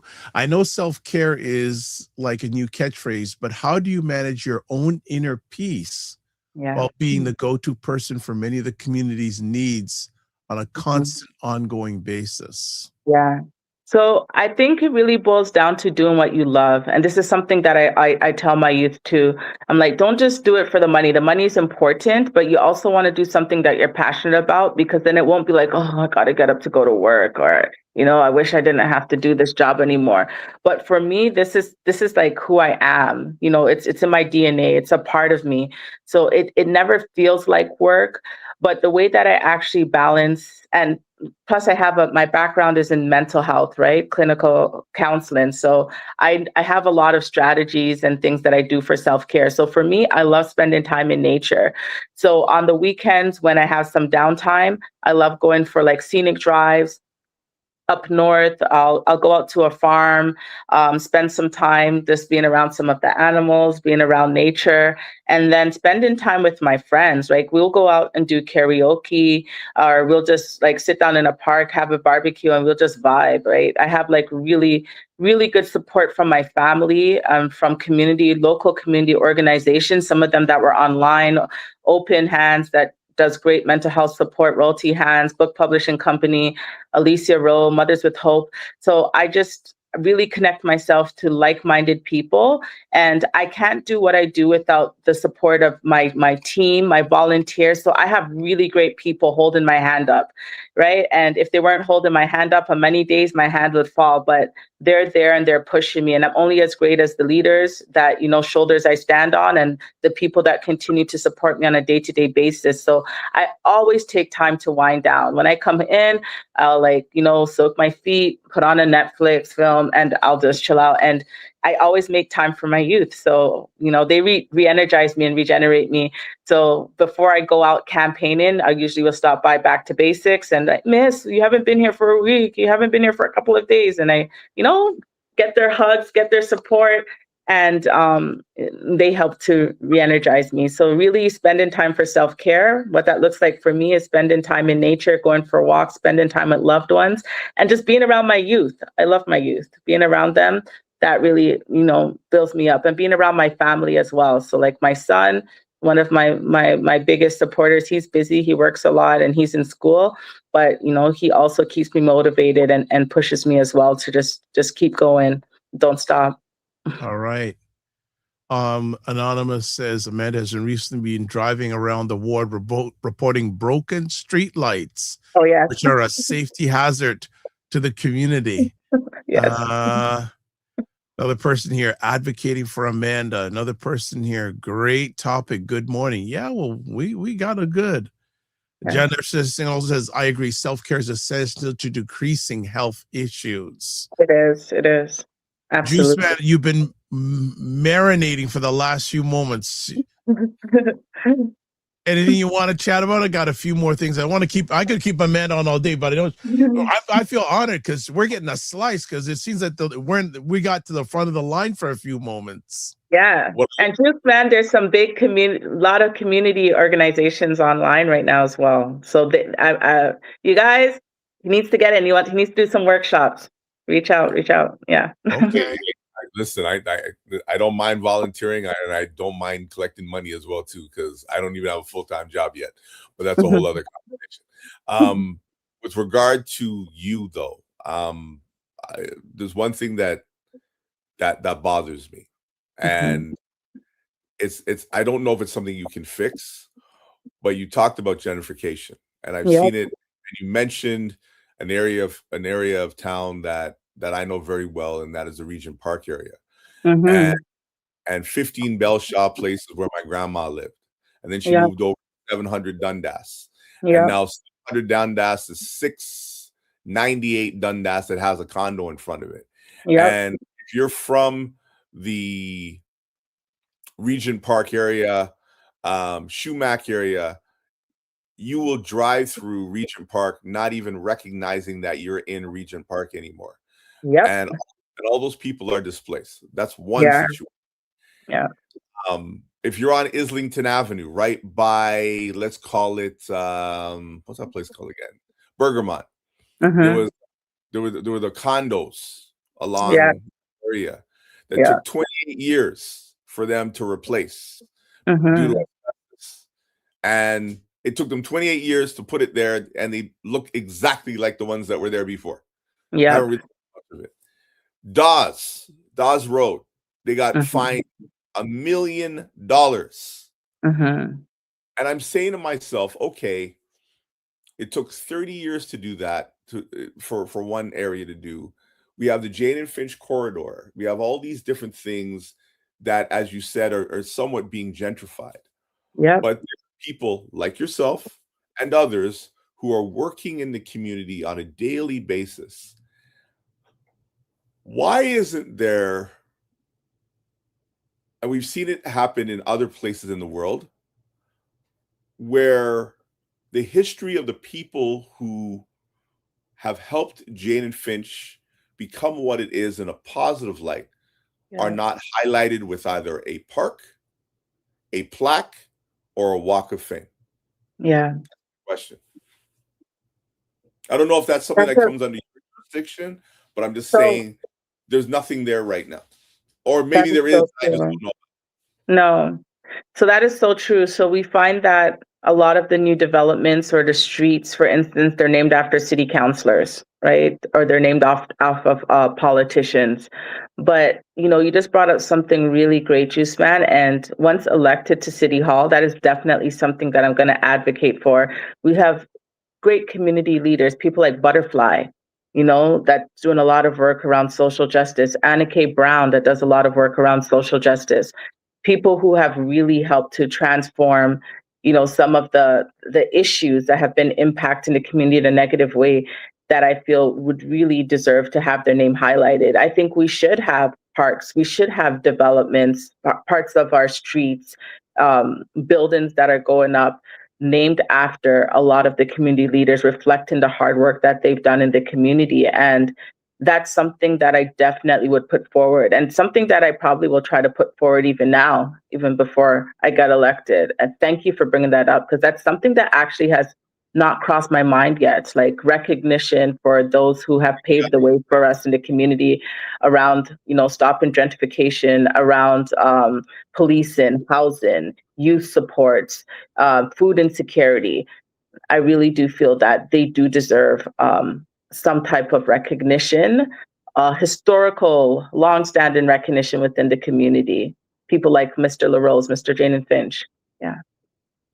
Like there's even, like, I'm just even thinking about the stars that you have on an international basis, where you have, you know, Luther Brown, and you have Luther Brown Jr., who's in Hollywood, Jay Blaze, Joylene, you know, One Step Up doing the dancing out there, as well as, I mean, Julie Black is Jane and Finch and reps it to this day. Plus all the other, you know, again, I'm going to bring up Kofi again, but all the other individuals who have, you know, Zola, all the other people in the community who've been doing things. And you know what, even some of the aunties who made sure that the kids had lunch or money for like breakfast, you know, in the morning, stuff like that. Like, there's no recognition for those individuals. And now you're going to take their places that they did those things in, and you're going to demolish them without having any sort of history to show the youth, hey, my grandmother did this, my auntie did this. This is where we used to live, type of thing, you know. Yeah. But that's just me.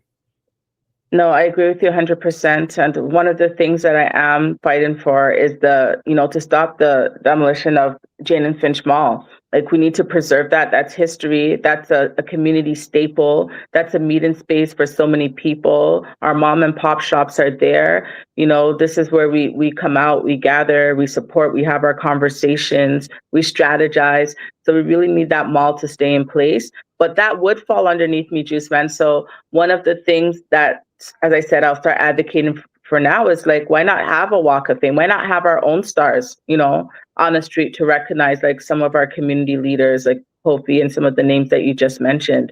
Definitely, that's something that I'm going to try to see to get done and to stop, I know gentrification is going to happen, but if there's ways that we can definitely advocate for some of the historical staple pieces in our community to stay, then let's do that. Yeah. All right, more comments here. Charmaine says, advocating for Amanda Coombs. Thank you. You brought the people out today. And Alicia says, what about for the community leaders? We talked about that. Charmaine says, Amanda fixed a senior home ceiling that was flooding his home, and she got it fixed within a couple of days. Unbelievable. Two Open Hands says, Lawrence Heights is facing regentrification, is as also as going through revitalization. Well, Elisa says the community leaders do most of the work. Godfather says, as a real estate investor in multiple locales, gentrification is not going to go away. Prime lands are scarce in every major city. The approach or the focus should not be trying to stop it or prevent it. I know he's got something else he wants to add, so we'll put that on in a moment. Okay. So let me ask you something. Yeah. And that's true. We can't, sorry, to that guy's comment, that's absolutely true. There's no stop in gentrification, but we want to ensure that while gentrification is taking place, that it's working for us, right? So the mall, I understand it's going to get demolished, but that's something I really want to advocate for, is to stop the mall from getting torn down. But we also want to make sure that people are not getting displaced and affordable living can still exist while gentrification is taking place. So I'm not saying I have the power to stop it, but I do have the power to make sure that the jobs that are going to come out of this gentrification, the redevelopment, the building of the LRT, for instance, that went up. And they said that a percentage of the jobs were going to go to youth and to, people that resided in the community, that those stuff actually happen. The buildings that are going up, that some of the jobs go to our local youth and go to the residents. And number one, that the people remain in the community. They're not scattered throughout Toronto. So you're absolutely right. Gentrification is going to happen whether we like it or not, but we need to make sure it works for us, not against us. One quick thing. Again, in the Jane and Finch area, I remember way back in the day, they used to be like a Canadian Tire. Now they've demolished that. It's going to be another condo across the street. There was the bank and all those other buildings over there. That's gone too. My dad actually used to live at Weston Road and Finch in one of the apartment buildings. Now, my question is, with all these condos, with all these things that they're building, where are you gonna buy even a patty? Like, where is it? Like, what I mean? Like, there's no, like, if you're gonna take down Jane and Finch Mall, right? That used to have main shop back in the day. That used to save me when I was working up the street up at Western Road and Steeles. What about, and York Gate Mall is gonna be demolished as well too. Those are two major hubs where people would go to buy food, clothes, whatever. Where do they now go? Like, I'm just trying to think of that area. What's the, like, are they going to go all the way down to Keele and Finch to go get something? Is that like to the Walmart? So now here's what you're doing. You're taking people from owning their own businesses in the area of Jane and Finch, making money, recycling the dollars. Exactly. Now you're going to force them to go to Walmart. Like, because that's the only thing I can think about over at Keele and Finch that's anywhere close. Yeah. Maybe you're better than me. Well, that's one of the things that's very concerning, Juiceman, is because with this gentrification that's happening, you're pushing people out of the community, not just people, but businesses as well. And we can keep that money in the community, keep these economic opportunities in the community, but now people are going to have to go out, as you mentioned, oh, well, I'm going to have to open up a store in Vaughan, or I'm going to have to go to the east side to be able to start my business again. And, oh, well, there's nowhere locally, as you mentioned, where I can grocery shop anymore, where I can get a quick meal. So I'm going to have to commute, take transit out of the community or drive out of the community in order to get these things when I could have just walked across the street. Right? Or it could have been like a 5-minute drive for me. So these are some of the negative side effects of gentrification and things that need to be considered when you're redeveloping these our neighborhoods, Jane and Finch, for instance, and some of the other neighborhoods and community spaces that you've mentioned. Sit down with the residents and understand how, you know, it's going to impact them, but not just listening, because we have developers come into the meeting, into our community all the time. They give everyone sticky notes. They spread out papers across the walls. What do you want to see? What do you hope to happen? What would make this an equitable building opportunity for you? And they take that information and they do what they want to do anyways, right? So that accountability needs to be there. I know there's no policies in place to hold developers accountable. So if they said they're going to hire 15% of people from the community to be part of the redevelopment process or to do the construction work, or if they said that they're going to ensure that, I don't know, 60% of the units remain subsidized and these things are not done, there's nothing to say, okay, well, we're taking you to court, or you broke this policy, or this was a legal binding agreement. So people feel like they can come in, developers, and just do whatever they want to do, essentially, because they're not held accountable, you know, after these condominiums go up, which is really sad. I've sat in so many of these meetings. I sat in a lot of the meetings as well for connections. Okay. So Ray has, in 4 sections, completed his last message. So we want to go through each one of them. He says, so we started off with, as a real estate investor in multiple locales, gentrification is not going to go away. Prime lands are scarce in every major city. The approach or the focus should not be trying to stop it or prevent it, but how to participate in the process as a stakeholder and change the mindset from gentrification to withinfication. I like that. Mm-hmm. The focus has to be on understanding the development process and having a place at the table. I know it is difficult for longtime residents, but that change is the only constant. We have to get geared to income development, and that is our focus. I am for the mall to be saved, as it is a community staple. Exactly. And that's one thing that I'm protesting about, advocating about. I don't want that mall to go down. The community doesn't want that mall to go down. As I'm knocking doors every day and canvassing, that's one of the main things. Amanda, can you save the mall? We need that mall to stay. Okay. We'll only keep you on for a few more moments because I know you got the whole morning, but you do need to get rest. Yes. So a few quick questions for you to close out. So how are you engaging residents in your campaign, especially people who usually felt left out of political conversations? Yeah, so one of the things that we've been doing, especially while canvassing and going door to door, is, as I mentioned before, letting people know that, you know, they actually, as that gentleman just mentioned, they can do their civic duty and engage in civic engagement by being at the table, right? Being part of some of the issues that are impacting them, maybe in their community, in their homes, in their buildings, with their families. So these are the issues that are concerning to you. Come and join us. Come and help us. You could be one of the go-to people on the team that can be part of the issue that has to do with affordable housing or food insecurity or supporting seniors, vulnerable residents. You all have a special place that you can play on the team. And I find that as we are canvassing and we're meeting people, that those issues that are important to them, they like to join our team to be able to sit down and help find solutions to those particular issues that are impacting a lot of the residents in the community. So you can definitely do your part by joining our team, and then you can find your place in the political conversation, right? And it doesn't necessarily mean that, okay, I need to be a part of like City Hall, or I need to run for a particular position when it comes to the municipal elections, but just by supporting your community, supporting the people that live on your street or in your building with the issues that have been impacting you. Because everybody has great ideas, right? And we can put those ideas together to form long-lasting solutions. What does a stronger, more connected community practically look like in this ward on the ground day to day? So on a day-to-day basis, just to touch on like some of the points that I went over before, a stronger connected community looks like more opportunities for our youth, as I mentioned before, so that youth feel supported, they don't feel left out, they don't feel like the focus is more so on like the adults or on affordable housing or food insecurity, but that their feelings are being validated as well.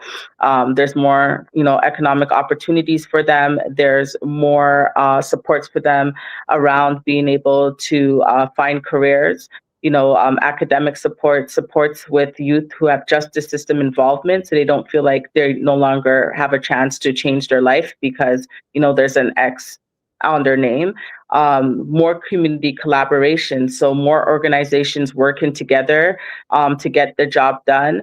Municipal, federal, provincial government working together to ensure that the needs are being met for the community at all levels. We also want to see as well community leaders. Many of the community leaders who are online right now, we're all collaborating to do community events, working together for the same good, for the same cause. So really, just everybody coming together and really joining hands to ensure that, we are working towards the same goal and we're united and not divided. We always want to be united and not divided. We work better when we work together than when we work apart. What kind of counselor do you promise to be? Accessible, present, responsive, or something else? How will people be able to reach and hold you accountable? The same way that you reach me right now. So I'm always accessible. If I'm not accessible, there's always someone on my team. I'm connected to many of the lovely community leaders who are online right now. Mm-hmm. And if you can't hold me, normally if people can't get a hold of me, they'll contact one of the ladies or men that are online right now, and they're able to get me through that way. I also remain very transparent as well. So anything that happens behind the scenes, anything that we're doing in meetings, that's public information. We share that as well. And you can hold me accountable. If I say that I'm going to do something, I will get it done. As I go door to door, one of the things that I tell our constituents is that I don't make promises that I can't keep. So if there's something that I know I can't deliver, like lowering condo fees, I'm not going to tell you so that I can get your vote that once I get elected, I'm going to lower condo fees. If I know that's something that it's not a municipal mandate or under a municipal jurisdiction. Policy. Yeah, so I wouldn't promise something that I can't do, and I will remain trustworthy. Like, I have a proven track record. I've been doing the work for the last 20 years as a resident, and I want to do this on a larger scale now. I want to do this beyond the Jane and Finch and Jane and Wilson community. I want to expand the great work that I've been doing here across the many different neighborhoods throughout Ward 7. So I'm hoping people can do their research, and that I've earned their vote based on my track record and my resume. When you're elected, I was going to say when you're elected, what are your top 3 priorities for the Humber River Black Creek in your first year on council?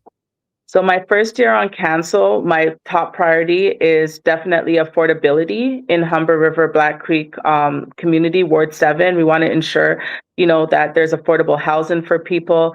We want to ensure that the food insecurity challenges that many residents are living with, that gets reduced as well. People are connected, as we mentioned, to our local farms, that the food, in the grocery stores, that's a provincial issue, but, that they also remain low. Cost of living also remains affordable. People don't have to travel out of the community because of gentrification to be able to go to a local grocery store to get clothes, right? Or to run into the mall to grab something for their children or for their home. Another thing is, as I mentioned, housing, right? To ensure that housing remains affordable, that there's larger units for families, so we don't have people with 5 kids living in a 2-bedroom, parents sleeping in a living room. We want to ensure that the buildings that are going up, the condominiums, that there are spaces reserved in those units for the people that live in the community and they're not being displaced, and that local businesses, our mom and pop shops, that they remain here. They're not getting pushed out and closed down. So affordability, number one. My second priority is also our youth, right? As I mentioned, we've seen the shooting that tragically took the life of one of our youth at Jane and Shepherd just a few days ago. We want more stuff that works on early intervention. These are all social determinants of health, right? That also lead to community violence, issues of poverty, which is the root issue. So we want to make sure that youth are getting the mental health support that they need. They are not being discriminated against because of their postal code or where they live, that they're given fair opportunities, and that, you know, they have the opportunity to thrive where they live, and that they're not condemned because they made a mistake when they're younger, but people are opening up the door for employment and to give them the chance to turn their lives around. The third thing is support for our vulnerable residents. So, like, you know, our seniors. Our seniors in our community are a huge part. They've helped to build our communities. They've helped to build many of the legacies and the great work, you know, that has continued to take place today around other vulnerable residents, such as people with mental health and addictions. I cannot tell you how many families, when I'm canvassing and I'm going door to door, that are telling me, you know, that they have a son who's addicted to heroin, or a youth that's addicted to cocaine. And in some of the residential neighborhoods where people are complaining that they're finding like needles around the playground and around the parks where their kids are playing. So I really want to make sure that our vulnerable residents are getting the support that they need, culturally sensitive supports, that there's programs that are helping to determine why that youth or that mother or that father started to use that substance in the first place. Because once we get, as I mentioned, it's always going to go back to the root issue. No, that person didn't just get up one day and decided that they started using substances, that they wanted to turn to alcohol to fix their issues, or they wanted to start smoking weed every day, or use cocaine and things like that because it was something they wanted to do. They're trying to cope with something, right? That's a coping mechanism for the problem. So helping to resolve those problems and finding safer coping mechanisms that won't have a negative impact on their physical health or their mental health. So those are my top 3 concerns: community affordability, support for vulnerable residents, which is also linked to our support for our youth. And it all boils down back to they're interconnected to community safety. Juiceman, anything you want to end off with? We got a few more questions, but you've been quiet for a bit. I just want to know if anything you're wanting to add in before we start winding it down. I gotta jump off soon because I got a recording session to do. No problem. Amanda, I'm gonna put it out there, and I don't do this often, but if you need a voiceover or any of that sort of stuff done, just come call me and we'll get it done. Thank you so much. All right, Juiceman, thank you so much. Even if it's just your voicemail or whatever phone system you use that says, hey, Amanda Coombs, push 1 now. You know, for donation, push 2. I will reach out. I'll reach out. And let's get you in talking to the youth in the community. Yeah, I already sent you my contact information in my dump while we were doing this. So, all right. Yeah, I salute you. We'll talk. Have a good rest of the day. Yeah, I wish you both peace. Thank you so much. All right, peace. All right, you got some time, so we still got people to reach out. It's been fantastic. And first and foremost, thank you for taking your time.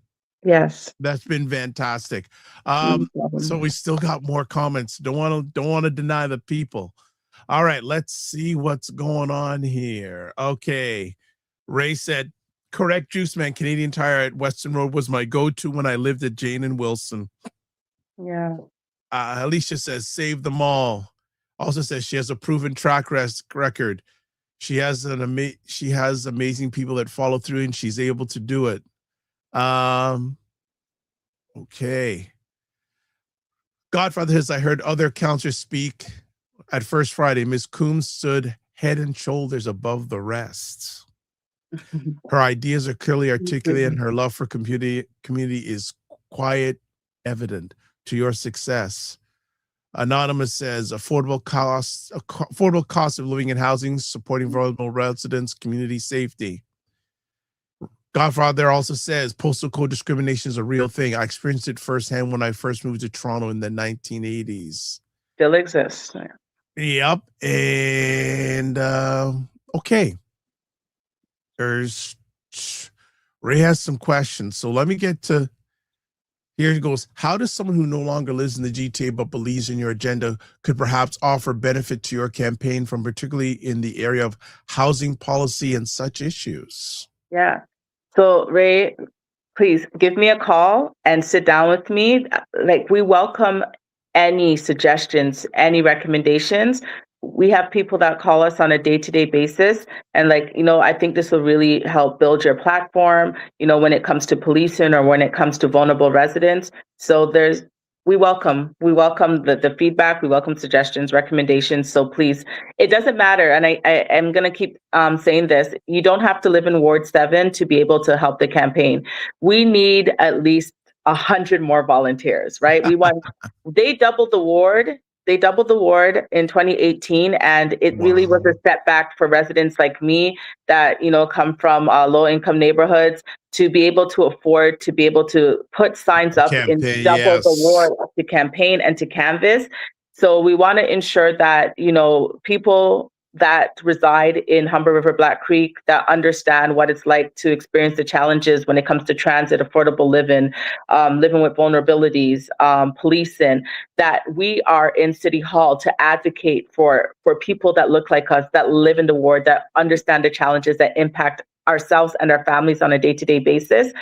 And we can't do that without volunteers, right? We have double the ward to cover, so we need as much volunteers as possible. And you do not have to live in Ward 7 to volunteer. We have community meetings, team meetings every week. We can bring you up to speed with the issues that are impacting the residents. We could bring you up to speed with what needs to be said at the door, some of the things that I've accomplished in the past and the things that I plan to work on, so that you know what to say when you're speaking to the residents. It doesn't matter. You can live in Ajax. We want you. London, Ontario, come on board. And even if it's just an hour you have a week, we're grateful. We'll take that hour. So Ray, please send us your email, and I'd love to hear what you have to say when it comes around to affordable living and housing. Please. And I think you've answered this, but he put this up, listening to Amanda speak, particularly around housing and gentrification. The platform is solid. How can community help you get you to City Hall? Give us 5 asks from the community to get you there. So I think you gave them all right there. I have 5. Go for it. Go for it. So we need volunteers to come out and help us knock doors. We need volunteers to help us with fundraising, because we can't run a campaign without money, right? Signs are expensive, flyers are expensive. The things that we need in order for visibility, signs go up the end of this month, right? Toronto Elections gives permission for front lawn signs to go up as of the end of this month. One of the things that you can do to help us, if you would like a lawn sign, it would help if you could cover the cost for the lawn sign. I know it's unconventional. Usually the candidates have to cover the cost, but if you could give me a call and be like, you know what, Amanda, I would love to have a sign on my lawn. I'm willing to pay that $25 for the sign. That would help us a lot too. So you can help us fundraise, help us canvas, cover the cost of a lawn sign, help us with visibility when it comes to bus stops. So every couple of days we replenish the bus stops, we put up our flyers. That's number 4. We need people to help us with putting up flyers around Ward 7, Humber River Black Creek, because it's a huge area to cover. And the last one, number 5, tell your neighbors, tell your friends, tell your families to vote. Let them know if they don't vote, do not complain. Let them know their vote could be that one vote that I need in order to beat the incumbent and to get myself to office.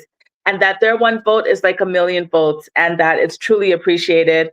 Spread that knowledge to your neighbors. Let them know the importance of voting. Speak to your neighbors, check on your neighbors, your families, your local businesses, and just whenever you're in a bus stop, encourage someone to vote. I can drop some flyers off to you. You can hand them out if you live in Ward 7 as well. You can help us by after handing all out the this, flyers. you had the 5 ready to go. I What? Yes. What? Okay. Yeah. Last conversation piece. When people hear the name Amanda Coombs 5 years from now, what do you hope they associate it with? Oh my gosh. So 5 years ago, 5 years from now, when people hear the name Amanda Coombs, I want them to associate it with true leadership. I want them to say, especially the youth, to say, you know what? I want to be able to run for city councillor, especially the young girls, the young Black women in the community, to say, you know, I want to be able to be somebody like Amanda who's transparent. You know, she really had a heart for community. She continues to do the great work. She continued it as a resident, as a youth, and she's still doing it as an adult. And I want people to remember that I truly have the heart for the people, you know, and you never forget where you come from, right? Often people, they make it to politics and then they turn into this whole different person. They don't remember the grassroots. They don't remember the people who got them to office. They don't remember the people who helped them on the days when they were tired, who were knocking doors with them, who were collaborating with them. I want people to say, you know what? Amanda hasn't changed. She's still the same person she was from day one. Even though she's in office, you can still sit down with her in Jane and Finch Mall, because 5 years from now, it'll still be there. And, you know, you can still have a meal with her. You can still, you know, talk to her on a day-to-day basis. You can still get her when you answer the phone. So I want people to remember me as like just a down-to-earth person who has a heart for community, who's transparent, and just really wants to see the best for the youth coming up and for the people that live there, and a community that's thriving, where people are able to support their families, where people are able to have true opportunities, and where people get recognition for the work that they're doing, especially all the lovely community leaders online and the organizations that have got up early in the morning to be part of this wonderful conversation on Dr. Vibe. Thank you so much. The comments are still coming in.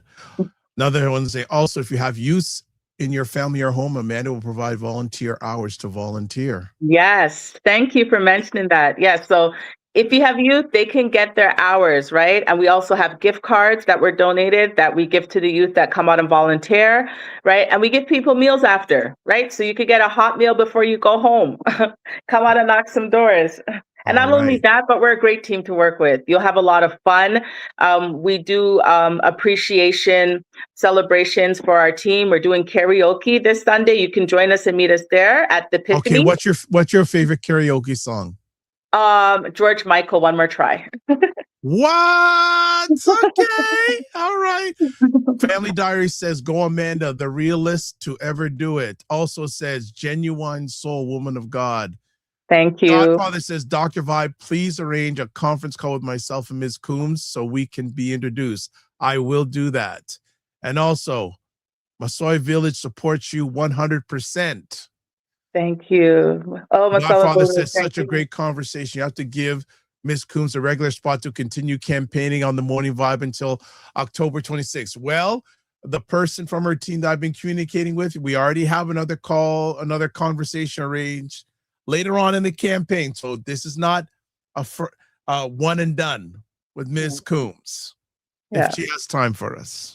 I always have time. I thank you so much, Dr. Vibe, for giving me this platform to be able to share about the work that I've been doing and that I plan to continue to do.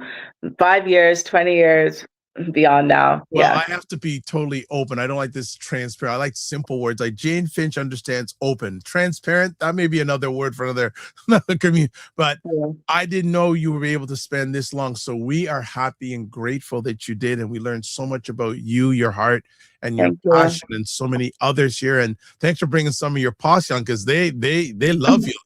They love you lots. I love them. I thank God for connecting me with such great destiny helpers. And the one of the things for all of you that are online that are part of my team, I thank God for you every day, because if I'm not at the door, I know that you're not telling people your own ideologies, but it's like I'm talking to that person myself. You guys speak with passion. You've known me for 20 plus years. You know who I am, and I appreciate you for standing behind me and for telling the people at the door who I am, and for coming out and knocking every day, you know, even when you're tired. Yeah. Right. So as we start wrapping it down, there's Amanda's contact information. Again, it's also in the comments section on most of the platforms you're watching this live. On the replay, let's close it out. Subscribe to the Dr. Vibe Show on YouTube and hit the notification button. Like the Dr. Vibe Show on Facebook, LinkedIn, Instagram, TikTok. Blue Sky and Substack. Join our Discord group. Email me at dr.vibe at the dr, VIBESHOW.com, or hit that link to advertise your business, product, or service on any of the platforms I'm a part of. Email me. Also, help shape our show going forward. There is a link. It's also, again, in the comments section if you go through it. Let's see. Someone else has something to say. Now it says Amanda's team is made up of residents who have witnessed her good work on the daily. There you go. Yep. And some, a lot of, yep. And some of the volunteers are people that I've helped with so many things that they need to resolve. And they came back now to say, I want to give back, Amanda. I want to give back. So thank you. Appreciate you. No problem. Jonathan, if you want to get a hold of him, Jonathan O. Shaw, that's JONATHANO Shaw.com. Someone from the team, take it down. Take it down. What? Thanks. Oh, no, just asking my team to take it down. Okay. Yeah. Also, you can catch Jonathan live on the Talk About on Flow 98.7 Sundays from 10 a.m. to 12 noon Eastern. Go to flow98.7.com. Ryan Knight, you can catch him at RyanOneilKnight.com. That's Knight with a KN, not an N. You can find out more about me. Go to taplink.cc/the drvibeshow.com. Also, you can watch replays of this epic conversation on the Dr. Vibe Show on YouTube, Facebook, and LinkedIn, and the website, the drvibeshow.com. And finally, we had a survey. Let's get the final results. Have you ever connected with your city councilor about an issue? Final results, 50% said yes, and they have responded. 17% said yes, but nothing changed. And 3, no, never tried, 33%. So that is our poll of the day. Fantastic. So this is how we end off things on the Morning Vibe. A long but worthy morning vibe this morning. Live your life as a dream. If you can dream it, you can make it. Sometimes you have to get smaller, get stronger, block assumptions. Aim bigger, aim better, aim higher, aim wider. Love, faith, and respect. Don't just manage your time, manage your energy. Remember to give yourself grace. And if you're not making money, make history. Try to do both and make it better. Love that. Thank you so much. God bless. Peace well. Keep the faith well. Good. And Ms. Coombs, we are going to be chatting with you some more offline. All right. Thank you. Thank you, everyone that joined the conversation. Have a blessed day. And if you tell other people to watch the replay and subscribe to the channel, be well and keep the faith. I will definitely be sharing the link. Okay. Thank you. Bye.